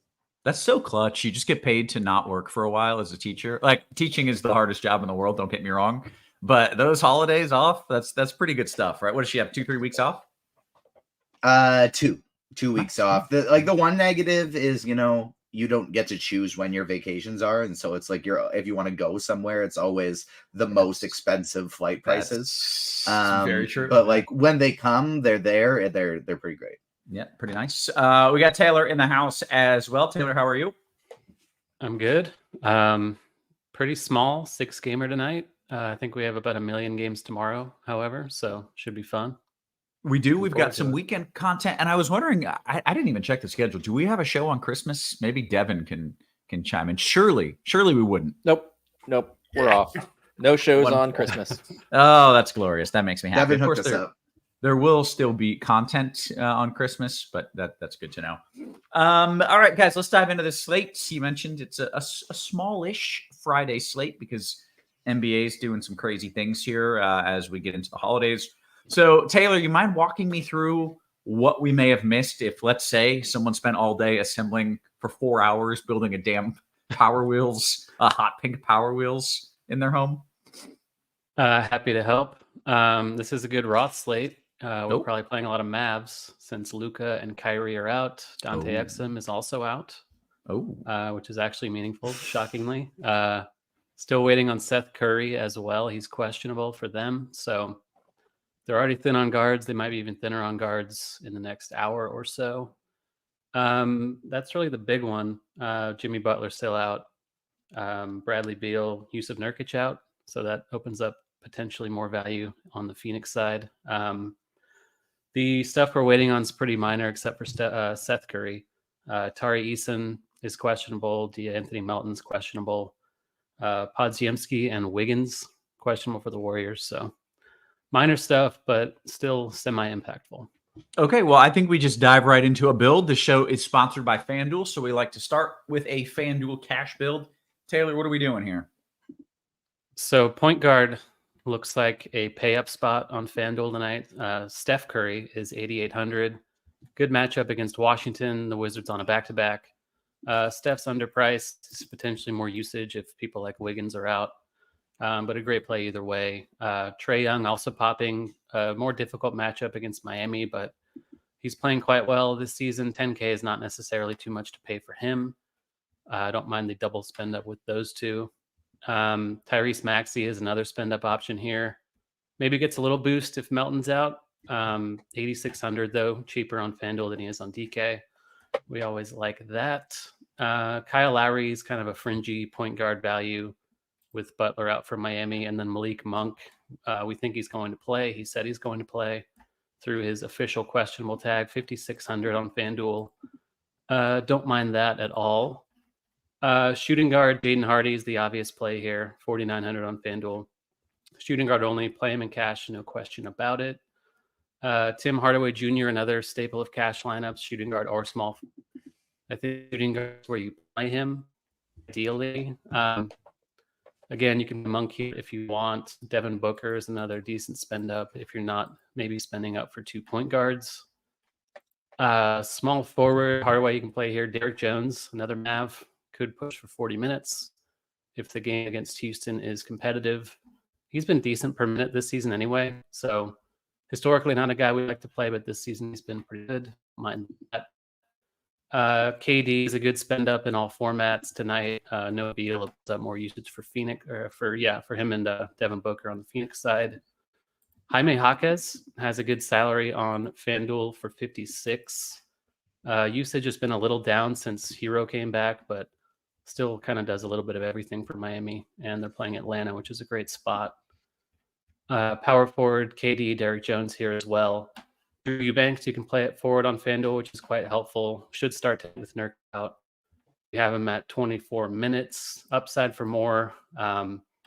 Obviously could play less, but he's only 41, so I think you just do that in cash.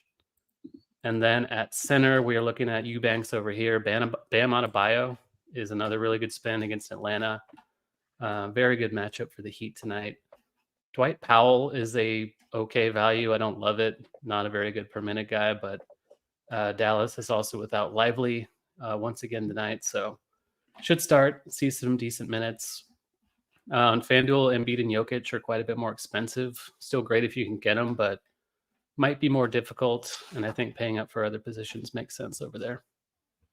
Okay, good stuff. TJ, I want to kick it to you, and before we go through a build, who on Dallas is going to get the usage? Like, there's Hardy, right? Hardy, Chucks, THJ. But then after that, like, who's taking the shots on this team? Who do we want? So I think there's two ways we want to look at it, and that's one, Dallas is able to keep this game somewhat close, and it doesn't even have to be like, 1, 2, 3 possession game. I just mean like less than 30 points going into the fourth quarter, so that their main players are actually still playing. And then we want to play Jaden Williams, Tim Hardaway, Derek Jones, and Grant Williams. Those are the 4 I think we really want to get to. Seth Curry, if he plays or not, I don't really want to play. I think he's a lot more viable on DraftKings where he's below 4K. On FanDuel at 5.2, I don't think you have to play him regardless. But it's mainly those. And I mean, if you need to get Dwight Powell for salary reasons because you want to play Embiid too, sure. But if you're not playing Embiid and you just have a balanced lineup and you're getting yourself with Powell anyways, please just adjust somewhere else because it's not worth it. Gotcha. So Hardy, Hardaway, Derek Jones, Grant Williams, those are the 4 main guys I'm looking to go to if I'm thinking this game stays close. And if I do, I'm maybe wanting to run it back with some Fred VanVleet, something like that. Patrick Beverley listed out. D'Anthony Melton listed out. So maybe that makes some of these Philly guys a little more interesting outside of Embiid and Maxey. I had only really considered Embiid and Maxey, but that's 50 minutes that we have projected that are going to go elsewhere. So that's going to be interesting to see how that shakes out. Where was I? Oh yeah, Dallas. If this game, we were thinking this game does turn into a little bit of a blowout, then I think the guys we're prioritizing become Prosper and Lawson. What's Prosper's first name here? It starts with an O. Oliver Maxence Prosper and AJ Lawson are the two guys that you're looking to go to, I think, as a tournament pivot, save some salary, get off of the chalky guys, and then you're just hoping that game blows out and those guys play the entire fourth quarter. Okay, thank you. That was a very good little run through there.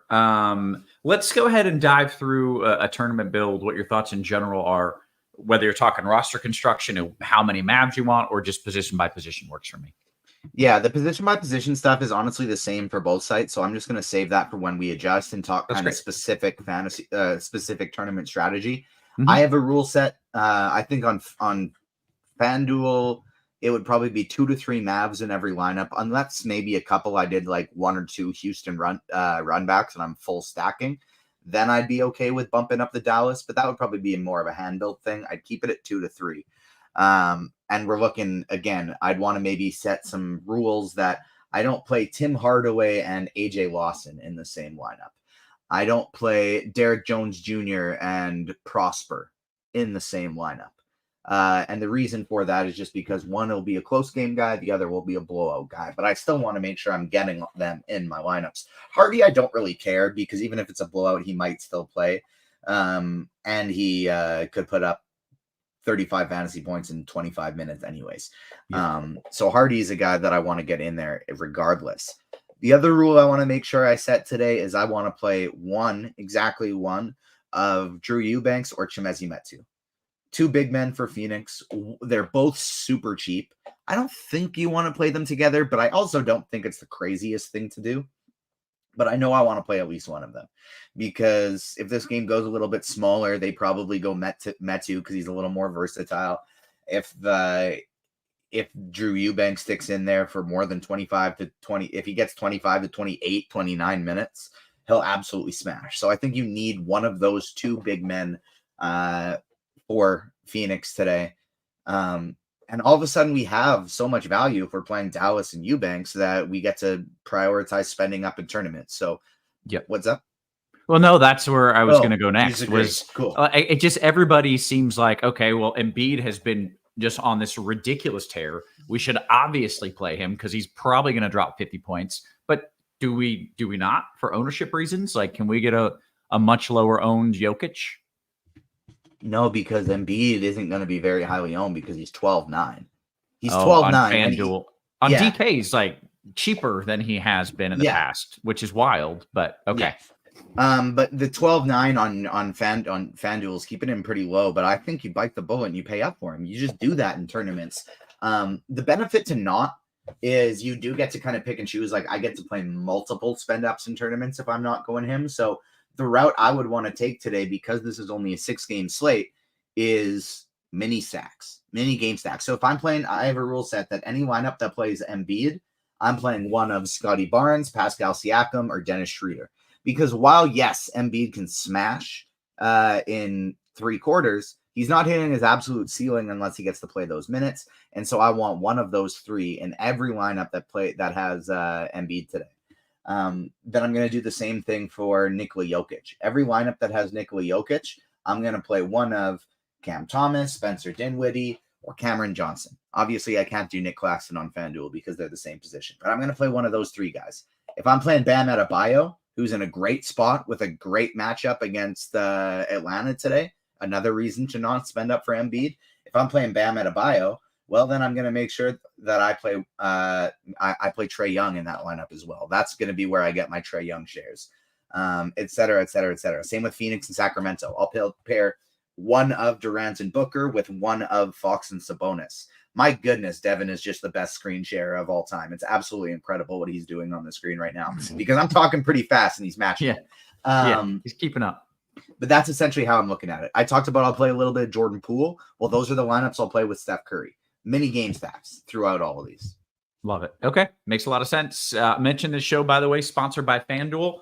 Bet $5 on any money line. Get $150 in bonus bets if your team wins. For new users in Arizona, Colorado, Illinois, Indiana, Iowa, Kansas, Louisiana, Maryland, Massachusetts, Michigan, New Jersey, New York, Ohio, Pennsylvania, Tennessee, Virginia, West Virginia, Wyoming. Terms and conditions apply. Must be 21 and up. Gambling problem? Call 1-800-GAMBLER.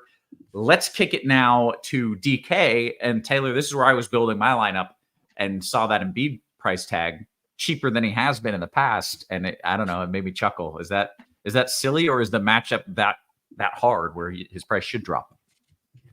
No, it's not a bad matchup. Toronto's defense has been mediocre, especially lately. I don't really see any reason not to pay up for him if you can. I guess the only reason is that center is pretty stacked, and Jokic is also cheap at 11K.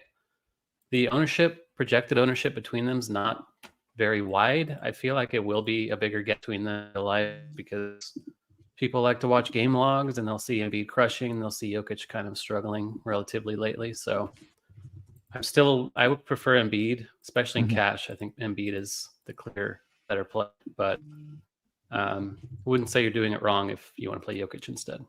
Okay, well, let's walk through a DK build here. Of course, plenty of Mavs in it, no doubt. Yeah, you can play Hardy at point guard here. He's going to be in all your lineups, no matter what, in cash, especially. I think he's, 4,300 on DK. Very obvious play. Don't overthink it with him. Fred VanVleet on the other side of that game looks pretty good. He's 8,200. I guess there's some blowout risk since the Rockets are largely healthy, but Houston also can't really score, so I'm not too concerned about that. I think VanVleet's a very safe cash play for 82. Devin Booker I like quite a bit. Another point guard play at 10K. KD is going to be popping a little more. So if I am spending up for one Sun in cash, it would be Durant, but I don't think Booker's a bad play by any means. Hero looks good. Maybe a secondary play in the mid 8s. Like TJ said, Seth Curry's a better value on DK than he is on FanDuel if he suits up. 3,700 possibly will start. Not the best tournament play, I don't think, because he's probably the first guy hitting the bench if the game does get out of hand. But in cash, the salary comes in quite handy over on DK. Tim Hardaway Jr., another guy, shooting guard, small forward. You're playing him no matter what. Even off the bench, should see enough minutes to pay off. Should see plenty of usage for Dallas as well. Steph Curry, maybe kind of a fringe play. A 3K flat guy that could be worth a shot is AJ Lawson. I guess there's a chance he could start for Dallas, especially if Curry's out. You can play him at shooting guard or small forward. Not the most comfortable play because there's a lot of uncertainty with him, but just based on the lack of guards, he's going to have to be in the rotation in some capacity. Small forward, Derek Jones, small forward only. You can play over here. Great play as well in cash.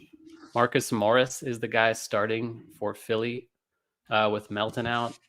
Not a particularly comfortable value either, but we had him at 27 minutes. He's under 4K on DK.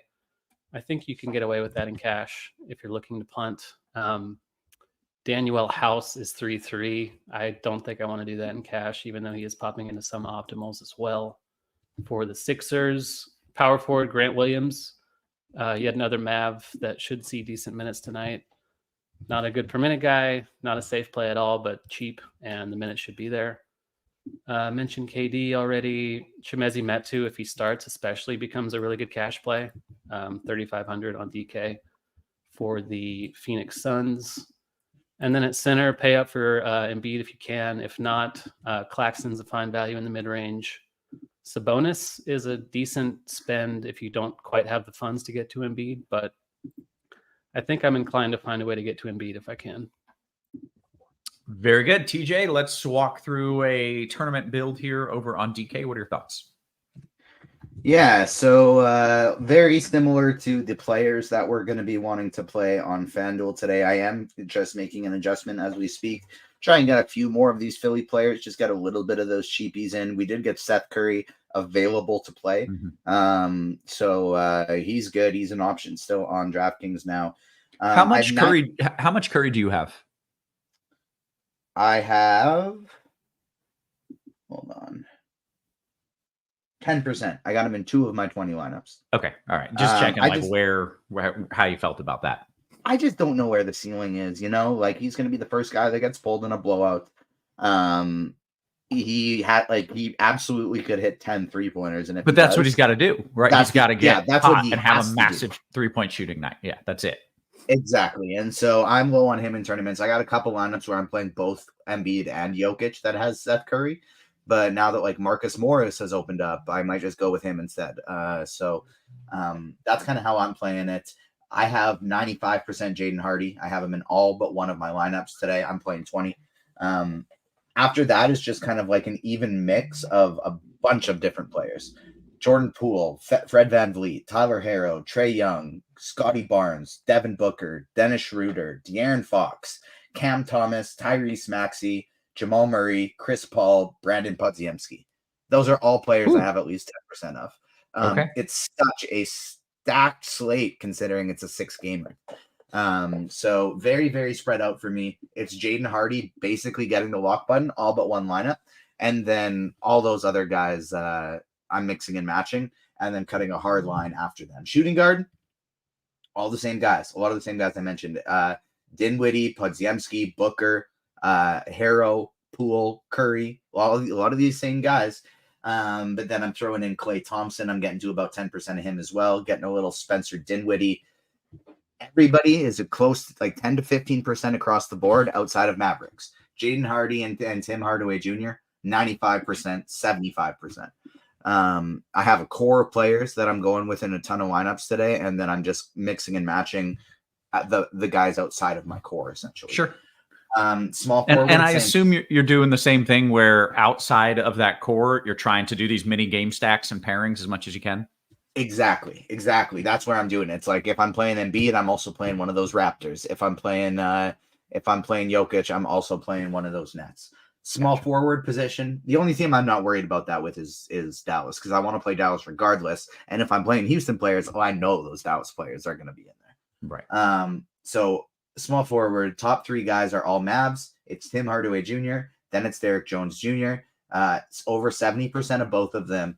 And then the lineups that don't have them, well, that's where I have Prosper and AJ Lawson. My next 2 highest owned guys there. I also like Jonathan Kuminga in tournaments in that late night hammer against Washington. I'll like him even more if Andrew Wiggins is out. And then Scotty Barnes and Klay Thompson round out that position for me. Power forward, more Mavs, Grant Williams and Prosper. But this is where the Suns start coming into play because, like I said, I have that rule 1 of Chimezie Metu or Drew Eubanks in every single lineup I play. I do want to use, because of how strong the center position is, I do want to use Metu with the power forward position because he's eligible there. And so that's why actually for tournaments like Metu a little bit better than Eubanks, even if Eubanks starts, because Sabonis could get him in foul trouble. Or this game could just go play faster, and so they decide they want Metu out there instead. It's a revenge game for him. Who knows if that'll mean anything, but there it is. So I actually like Metu better for tournaments. And then Kevin Durant, one of the best spend-ups on the slate. Siakam for my lineups that I'm playing. Embiid and a little bit of Cam Johnson for my lineups that are playing Jokic. Also mixing in Trace Jackson Davis. I don't think he's super interesting right now, but if we get Wiggins out, we get Podziemski out, and that bench starts to shorten. I'm going to have a lot more interest in him. I have 70% Eubanks, 40% Embiid, and then making sure I still get to mix in Sabonis, Adebayo, Şengün, Jokic, and Claxton for tournaments. I'm glad you mentioned Şengün. He got called out and benched last game, right? Because his defense wasn't up to snuff. So I'm hoping that like, I don't know, the coach gives him a longer leash now. First you give him like you're bad, and then the next time out you like give him all a run. I don't know. He's my stone cold lock. He's my feel it in your plums play of the day. Give him some Şengün out there. Let's see what we got here. J3 says, hey, good content. I smashed the like. Hey, that's a good point. He smashed the like. You guys should too. This show is free, by the way. All that we ask is that you hit us with a little thumbs up. Hit that like and subscribe button for us. It would mean a lot. We've got 14 minutes here until lock, guys. Taylor, is there anything you want to add before we dive into some questions? We got the news that Tim Hardaway is going to start, so makes him, I guess, a little safer. But either way, he was going to be great. So Not huge, but useful. Okay. Very good. I'm starting in the RotoGrinders Discord. That's where the cool kids are hanging out. Let's see what we got here. Scrolling up, and we got some Morris questions here. Like Morris is starting in Philly. So like Champ says Marcus Morris or Dwight Powell in FanDuel Cash. What's our interest in Morris, guys? Taylor, you can go first, and then I want some tournament takes too. I think I feel a little better about Morris, but both are pretty disgusting seeming. I just don't trust Dwight Powell at all. Like his per minute numbers are bad. He's bad. I'd rather Morris and hope best. Yeah, I'm in the same boat. TJ, any thoughts there? I don't mind going there. This game should stay close. They'll probably need heavy minutes from him against the type of lineups that the Raptors put out there. So I don't mind just playing one of these Philly wings. I set a rule that I want to max one of Covington, House, Morris, and Oubre, but I'm totally okay with playing them. Okay. Very good. Let's see what else we got here. Okay. FanDuel Cash question. Taylor, you want Maxey or Van Vliet? That's tough. I think Maxey might be a little bit higher upside, but Van Vliet feels safer for cash. Okay. And then there was a follow-up question. Need two of these of these three guys here for FanDuel Cash. Abdia, Grant Williams, and Jaime Jaquez. Jaquez for sure. What were the first two? Grant Williams and Abdia. I think I'd go Abdia slightly. Okay. Good stuff. DK Cash, last piece. Taylor, right back to you here. Seth Curry as my last piece, which would parentheses also be my fifth Mav, or Marcus Morris. And then he says, or perhaps neither. I think both are fine in cash. I think I slightly prefer Curry, but both are fine, I think. Okay. We Want Dean says, I would like to give a shout out to TJ. Okay, there you go. Yeah, shout it out. Official. Yeah. Also, hey, are two Wizards okay in DK Cash? No. Yeah, I wasn't really on any Wizards. Zero Wizards in any cash. Okay. Sorry, I know I'm not on cash, but you can't play Wizards in cash. No, that's fair. The answer is the answer either way. On a scale of 1 to 10, how much am I going to dislike my life later if I'm running Powell as my value in FanDuel Cash? I just don't think you need it. I'd rather play Eubanks for a similar price, I think, if you can do that. Yeah. Okay. DKGPP, love this question. Your favorite stud to pay up for, TJ? Embiid. Okay. Agreed. Yeah, easy enough. DKGPP, large field question from D-Rock. TJ, you want Lawson and Morris or Curry and Prosper? Lawson and Morris. Eagles Nation says, as a last piece on DK, TJ, can you play Highsmith? No. Okay. Chinatown, Taylor, DK, Bam or Sabonis, which is more likely to tank my lineup? I don't think either is likely to tank, but I think I slightly prefer Bam, given the matchup. Okay. I always like this question because I struggle with this a lot. Nam says, DK GPP single entry TJ, how many Mavs is too many Mavs? I feel like whenever there's value, I'm like, oh, I'm going to play all the dudes. And then they score like 70 points and only one or two guys gets there. 5 is too many. 4 is the maximum. 2 is the minimum. Love it. Great answer. Okay. 3 is probably the nice sweet spot, but 4 is okay. Okay. Taylor, do you have any thoughts on that? As far as how many? I set a max. Personally, on DK, I set a max of 3, but I don't think you're wrong to go 4. Okay. See, this is why I'm dumb. I played 5. I'm not good at this. I don't think that's bad either. But you have Şengün. I do have Şengün. So yeah, that's I do. Fine. Yeah, so that's fine. Because I do have the then little you're run turning back. it into a game stack. I think it's a small enough slate. You can do that. Okay. Thank you. That makes me feel better. All right. Jumping into the YouTube chat real quick here. DKGPPs, your favorite 2 spend ups in the same lineup. So you can't kind of go Embiid, Jokic, you know? You can. I mean, you could. Technically, you could. I don't know. Maybe you do like that. Maybe it's doable. Yeah, I honestly think there's enough value that you can do that. Still, I don't think Jokic would be my second spend up today. I'll actually just check to see who my next highest owned spend up is. It's Sabonis. So I have my latest build has 35% Embiid, 35% Sabonis. Okay. But not in the same lineup for the most part, I would think. Because you have one of those two centers. Let's see how many I have both. So I have 20 lineups, and I have only one that has both of them. I thought it would be more. Yeah. Okay. I have a lot of, for what it's worth, I have a lot of Embiid and Hero overlap. Not in the same price range, of course, but both, I guess, qualify as spins. So yeah. And we talked about too that I did a lot of those like game stacking things. The reason why I don't really have them together is because all my Sabonis lineups either have Durant or Booker. Gotcha. Okay. Are we running Malik Monk out in FanDuel single entry? TJ's got the Q tag. He was bad last game dealing with the foot. On FanDuel, I think you can. On DraftKings, I don't think you need to. He's priced up enough that I think you can just fade him. Okay. Taylor, I'm going to pepper you with a couple questions here. This is FanDuel GPP from Brian in the YouTube chat. Hero or DeJounte Murray? Hero for me. And then Kit, actually, TJ, these are a couple names that you listed, so I'll go to you here. Last piece in the GPP, Lawson or Prosper. You kind of had them in the same bucket as like, if this Mavs game blows out, these dudes could make it. Do you have a preference if you're just picking one? Probably Lawson. Okay. Your favorite center lock on FanDuel, Taylor, your favorite center?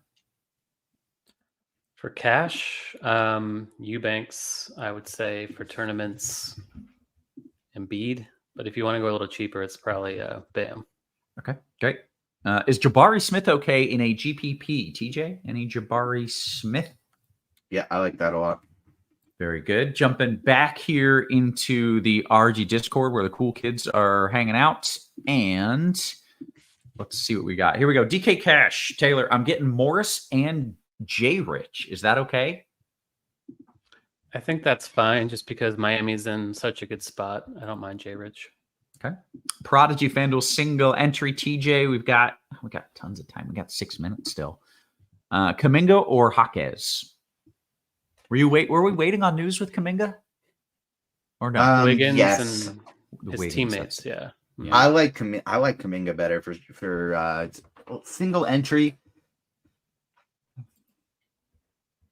I like Kuminga better. I do. Okay. Like Jaquez projects better, but I think I like Kuminga better for tournaments. Okay. Got to go with the gut, man. That's what we pay you for.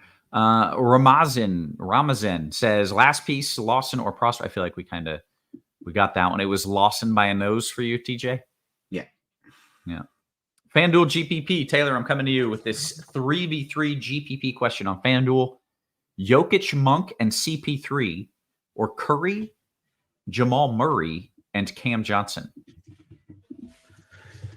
Probably the second one, but CP3 is interesting if one or two of those Warriors are out. Okay. FanDuel GPP, your favorite low-owned value, TJ. Do we have any low-owned value over there? Most of the value is kind of chalky on FanDuel. On FanDuel? Mm-hmm. And do we need low-owned value? Chimezi Metu, by far. That's my guy. Yeah. Love it. Okay. Any love for Jalen Green on FanDuel? We get any Jalen Green? I landed there on DK briefly and mixed it up. It's fine, but he's not my favorite. He's not my favorite Rocket to run back with. Yeah. Taylor, would you like to explain how you feel about Jalen Green again? Or Cannot. I don't know. I don't think I can stomach it. I get the spot with no Lively, but Jalen Green is awful, so I prefer not to play him. Yeah. I feel like you say that almost every show, and I always enjoy it because I fully agree with that take. He's a total bust, and it hurts my soul, but it is what it is. Not very good. Let's see what else we got. Scrolling through, jumping back over to the YouTube chat. Make sure you hit us with a little thumbs up, as I mentioned.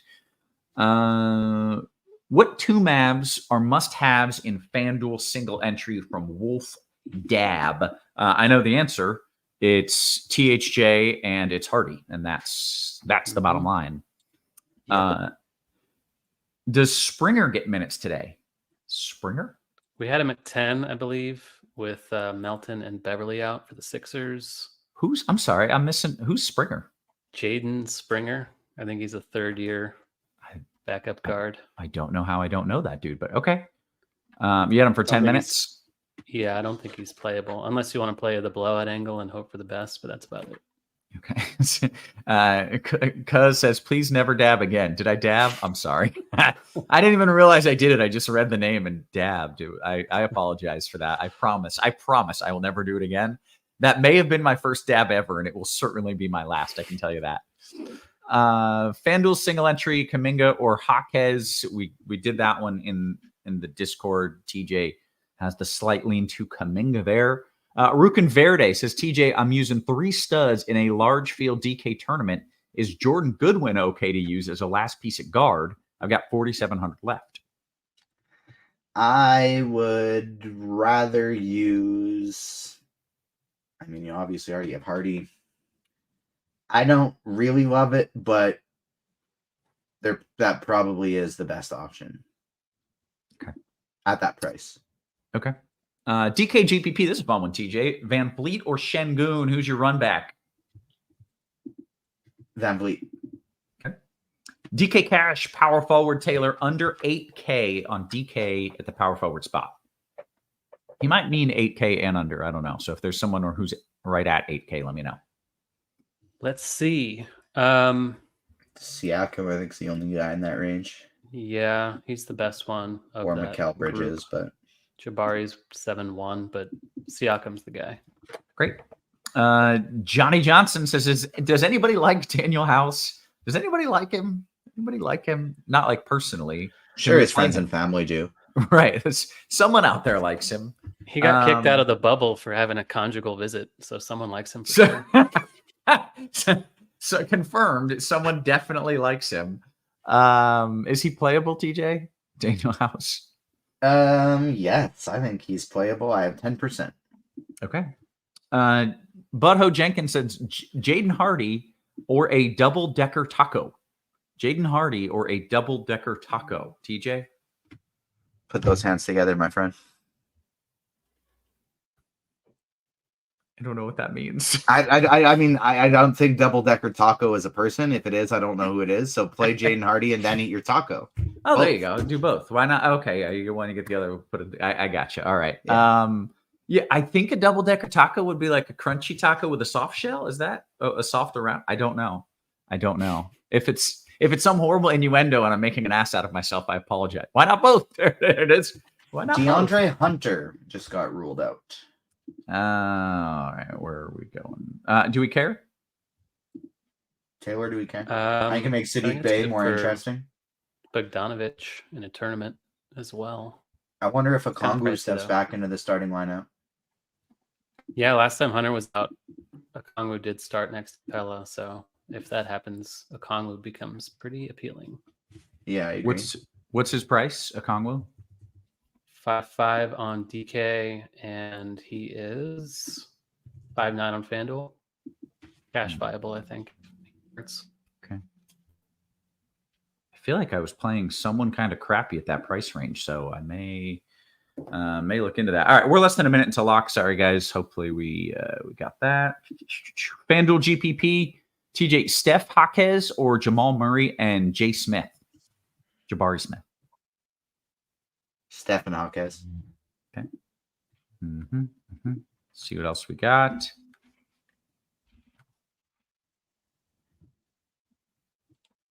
Who gets the bump on Atlanta? Okay, we talked about that. Okay, hey, look at that. We hit the lock. We answered all the questions. We even got out ahead of some questions. I think it's time for us to watch some sports. That sound good, guys? Sounds good to me. Sounds Happy good. holidays, everybody. I'll see you tomorrow. Very nice. Happy holidays. Of course, we got And the content next day. still going through the weekend. So for TJ, for Taylor, for our wonderful production crew, always working hard behind the scenes. Guys, we appreciate you. We love you. And we will catch you tomorrow. You have been crunched.